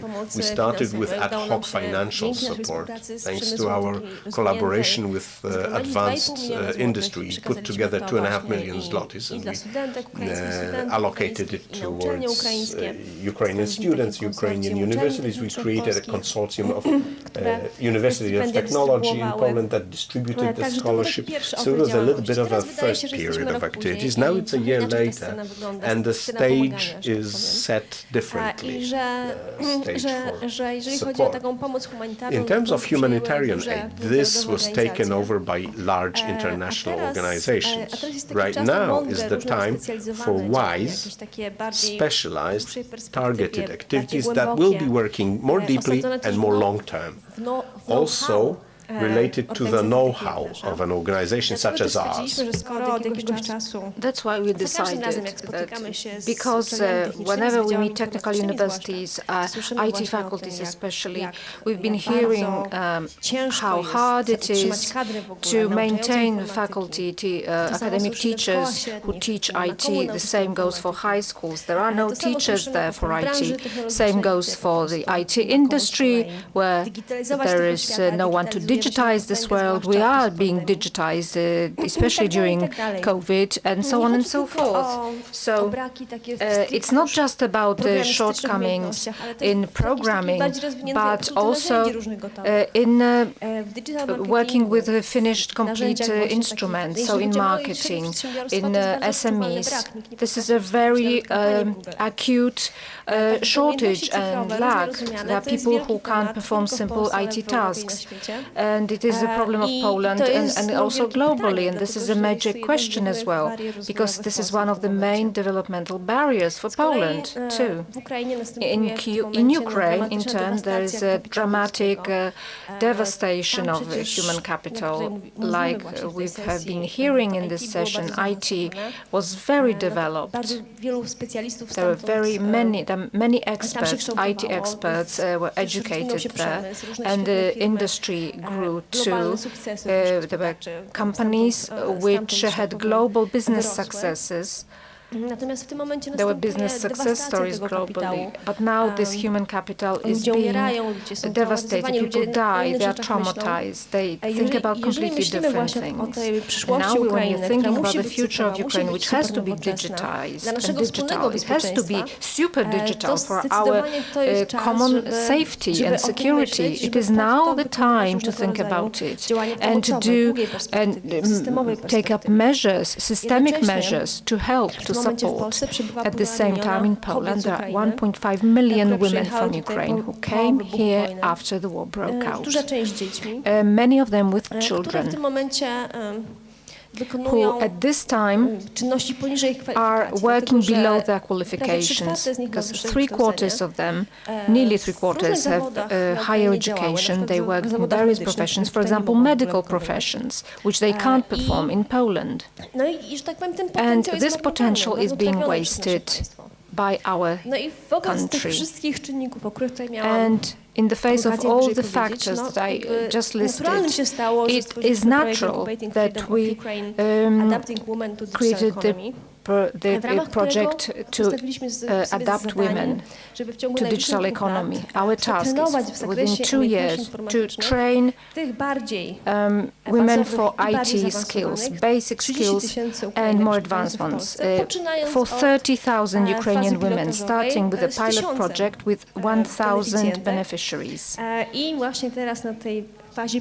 And this is now the pilot stage that we are focusing on.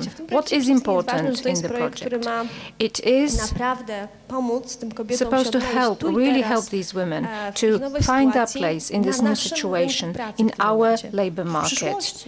At this point. In the future, many of them will go back to Ukraine and will create and shape the future of Ukraine. But now it's about them being able to find their place and the strength in itself and new skills that will they will make it possible for them to feel strong. We've studied thousands of these women, what they need, what they think and feel. We even had focus groups, and they are very highly motivated to do things, to learn. They are super motivated to change their career path. And their situation is forcing them to do it, to be open to change, very open to change, because everything has changed for them anyway, and they don't know what's coming next. So this is a huge potential of their strength and will and willingness. I have never seen anything like it, such willingness, although I am teaching at Polish universities too, but I've never seen anything like it. So these women are here, they are waiting, and they are willing to learn. And now the question is, what can we offer them for it to make sense? Because it's not about them learning just anything online and then no one knows what's going to happen later. It's about giving them something that has some worth and that will enable them to find a place in the labor market. We had a study on the needs of 300 businesses in Poland in terms of employing technical staff over 6 to 12 months. We also had a very wide analysis of classifieds, job classifieds, what they contain and what is the condition, or what are the terms that businesses give to people, what they require in terms of language, what is the software that you need to use, what are the certificates and examinations that you need to have. We have managed to work out very specific paths based on this analysis, 5 of such paths, I would say such learning journeys, and these women can find a job if they follow these learning journeys. And so digital marketing out of the basics, computer graphic design and UX design, and more advanced one, this is cybersecurity, software testing, Python od podstaw. And Python basics. I tutaj, że tak powiem, cieszę się bardzo, że tym And I'm very happy that we've done it, because now I'm certain that these learning journeys should work in practice. And we have received a high degree of support from the academia. We found partners. Our host, the University of Gdansk, has agreed to become part of the pilot stage of the project, and they will carry out some of those journeys. The Lublin University of Technology applied as well. The Adam Mickiewicz University from Poznan also applied in terms of language learning. And of course, the Poznan University of Technology, obviously, and the Białystok University of Technology. More of them applied, but these are the ones that we have come to an executive agreement. We know what will happen and when. and what needs to be done. Naszym partnerem też jest Cisco, Cisco is also a partner for us. They provide a large number of training courses, especially in cybersecurity, because Cisco are number 1 providers of these solutions. That's self-evident. We also have entities in our consortium, commercial suppliers, providers of IT training, because we want to run this model as well. But the first stage is a pro bono work. We are going to test things, and hopefully the first 1,000 of women during the course of study are going to take part in the Perspective Women in Tech Summit in June. Hopefully we will be able to meet them and show them various things that are available and integrate them too. Because online courses, which are done in various ways for Ukrainian women also, they have a high degree of being discontinued, about 40%. So our objective is not to have that. We want to have offline components as well. And we want our participants to become attached to the program, and we want to help them find a job. So we are going to work with employers directly too, in order for these women to be able to get work in this industry.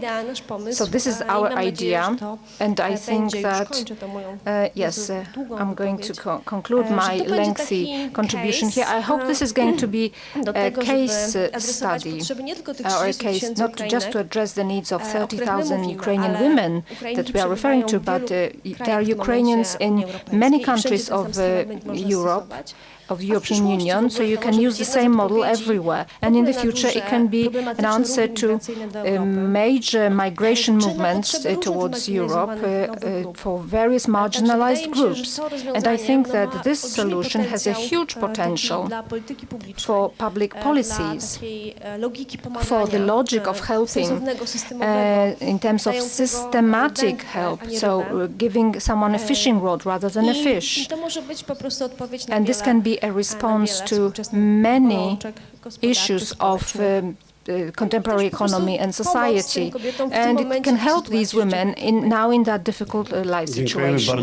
Thank you very much. And this is a huge challenge. There is a need, and like we heard before, Rector Grzegorz Mazurek from the Leon Koźmiński Academy University said that crises cause ways to accelerate crises. Normally something will take a number of years, and it has to be done briefly. The professor also used the phrase that it's not time that matters, it's the timing that matters. You have to do it now, not in 5 years or 10 years, as planned in the various EU time perspectives. It has to be done now. In order for this most promising group of refugees, in order to provide them with education, you have to pull all the forces you have. Because this is gigantic effort. It's not about watching a video show. It's about achieving such competences that the market is looking for and is ready to pay for. So we are happy that the Polish universities and Ukrainian universities that took part in the consultation conference in Lublin supported us very strongly. Kyiv University of Technology and Shevchenko University and the Franco University in Lviv and Łódź University, Łódzki University. This is our joint interest to turn the problem into part of the solution. And where we're talking about solutions, IT or new technologies also involve technical and technological solutions which are more measurable. I'd like to ask Mr. Grzegorz Robak, head of the International Exchange Center of Warsaw University of Technology, to present a solution which was created as part of the enhanced technology. were involved with the involvement of Lviv and Kyiv Universities of Technology. Thank you very much. Thank you for the invitation. The Ukrainian context that you mentioned is very important because immediately after the outbreak of the war, we decided to invite two Ukrainian universities to our consortium as associated partners, which meant the opening of new possibilities and involving and including our new people and new two universities in it. We have now 1,500 participants in language tandems, including 100 from Ukraine. These are remote online conversation classes. We adopted a web-based platform so that participants can post their ads. What we want here is to describe very briefly yourself, languages that we know, hobbies, areas of interest. And WebEx, which we are using as the tool, we implemented on WebEx, we implemented a solution which allows people interested who represent various areas of academic community, mainly students, but not only. We have postgrads, we have researchers, we have admin employees who create language tandems. You will probably ask how it's possible to remotely talk in a foreign language, especially that those tandems are unsupervised. So there is no teacher involved. We prepared for this very carefully.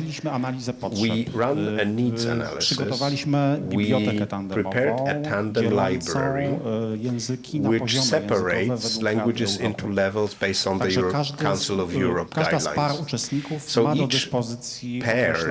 each pair of participants have at their disposal certain resources which provide support and can be used. And based on that, and with that help, they can carry out remote conversation classes. Because it's an open tool, it can be used for many applications. The first one is strictly linguistic. What it means is that the tandems provide an opportunity of language interaction, sometimes at a very simple level, but this is the level that we need for base communication in a foreign language when we arrive in a foreign country. We were thinking of people who come to Poland for Erasmus and they want to learn the very basics of Polish. The language tandem has the added advantage of providing living, authentic language, full of real idiom, real phrases, the phrases that people actually use now.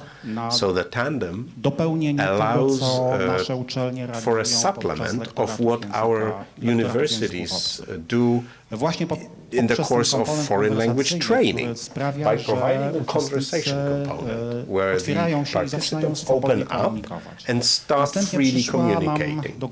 Then we had an interesting initiative that came to our head. We decided that we're going to enrich the tandems by adding associated events which we called Say Hello To. We started with Say Hello to Germany, followed by Say Hello to Sweden, Spain, Poland, and in April there's going to be a very interesting Say Hello to Ukraine. These events are prepared by the representatives of a given university or academic community. It's a presentation of their school, university, language, country, culture, context, which is very important. It's an open format event, so people can participate who represent various groups of academic community, students, student organizations. And the format or the shape of this event depends on how a given community wants to present itself. We use Kahoot, Multimeter, tools like that. So we are able to very quickly test and respond to questions of the participants. As you may guess, this open format provides us with a lot of opportunities of starting preliminary cooperation So even though we really firmly believe that it is only direct meetings such as this that provide the best impulse for real cooperation, and yet we managed to start real cooperation between doctoral students from the various communities, started through language tandems. The rest is up to the participants later on. So when we give them this type of tool, or the use of such a tool, we give them actually much more than that, because we give them the opportunity of starting cooperation. We give them the ability to start interactions and to be together in those difficult times. And I'm talking now especially about the university community in Ukraine. The enthusiastic reception was surprised us. The scale of interest in language tandems at time, how to organize the language tandems. We also provide the possibility for a teacher to enter the conversation if needed. As a consortium, we run a number of other activities, including micro credentials that were mentioned earlier, and thanks to NAVA financing, we've organized, we will be organizing many different activities that will be integrating Ukrainian community. Winter schools, summer schools, internships, study visits, and very many other activities and projects that we will be certifying.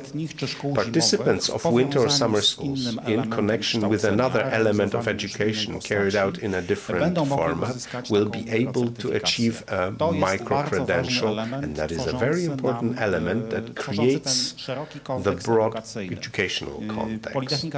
Warsaw University of Technology is the leader in the Enhanced Consortium, the package which is called Society Center for Education. We gave it that name on purpose because this sort of education includes various representatives of the community and gives the opportunity to people who for various reasons cannot participate in other formats. And it opens up many new opportunities of working together. Thank you very much. I am a graduate of Warsaw University of Technology, and this is indeed an extreme tool. Yes, we are almost about to finish, and I promised the panelists to give them 2 minutes, but now it's just 1 sentence each. Just 1 sentence, please. If you might want to add something or maybe comment. Over to you. Thank you. Let me just add that when speaking about specifics, you asked us about using synergies of action. The first one is European University that has provided us with funding to build a virtual lab. Number 2 is Nava Spinaka, a program which allowed us to prepare a training course on cybersecurity on that equipment. And now we are offering this training course also for our friends from Ukraine. And in this way, we can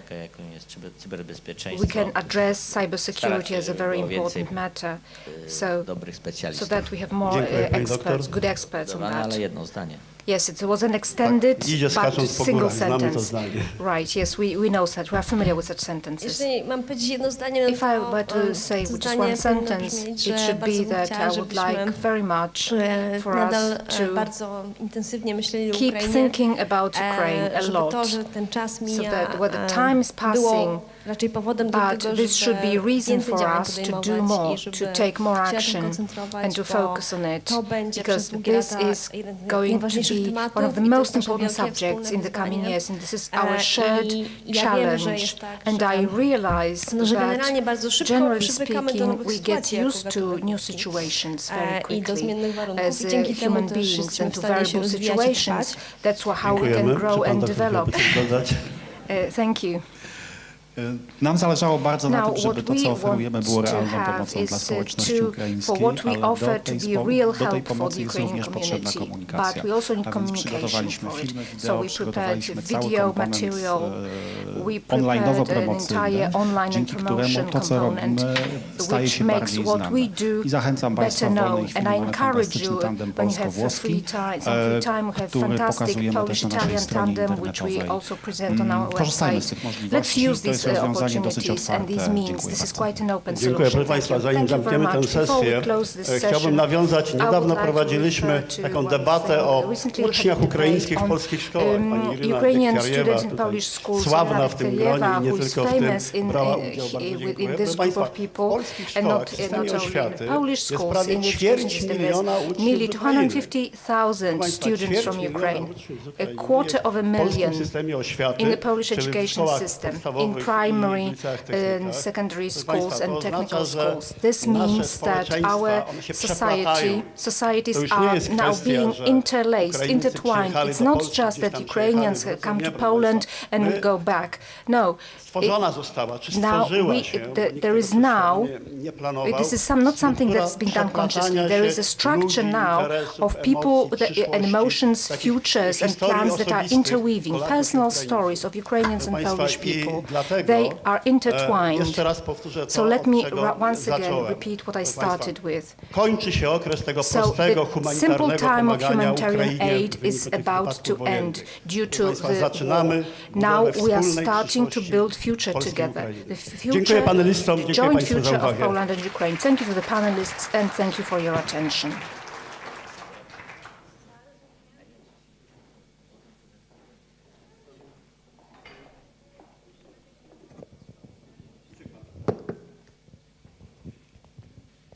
Bardzo Państwu dziękujemy za ten cenny wgląd w to, jak nowoczesne technologie budują teraźniejszość i przyszłość Ukrainy. Kłaniamy się nisko w uznaniu Państwa inkluzywnych projektów, inicjatyw. Szanowni uczestnicy konferencji, pierwszy dzień naszego sympozjum dobiega końca. Gości zgromadzonych w murach Uniwersytetu Gdańskiego zapraszamy teraz do Starego Maneżu na uroczystą kolację i koncert w wykonaniu chóru Uniwersytetu Gdańskiego oraz ukraińskiego studenckiego zespołu Easy. Zapraszamy Państwa do skorzystania z autokarów podstawionych pod Wydział Neofilologii, które zawiozą Państwa na miejsce. Proszę pamiętać, że aby wejść do Starego Maneżu niezbędne będzie okazanie identyfikatora konferencji Focus on Ukraine.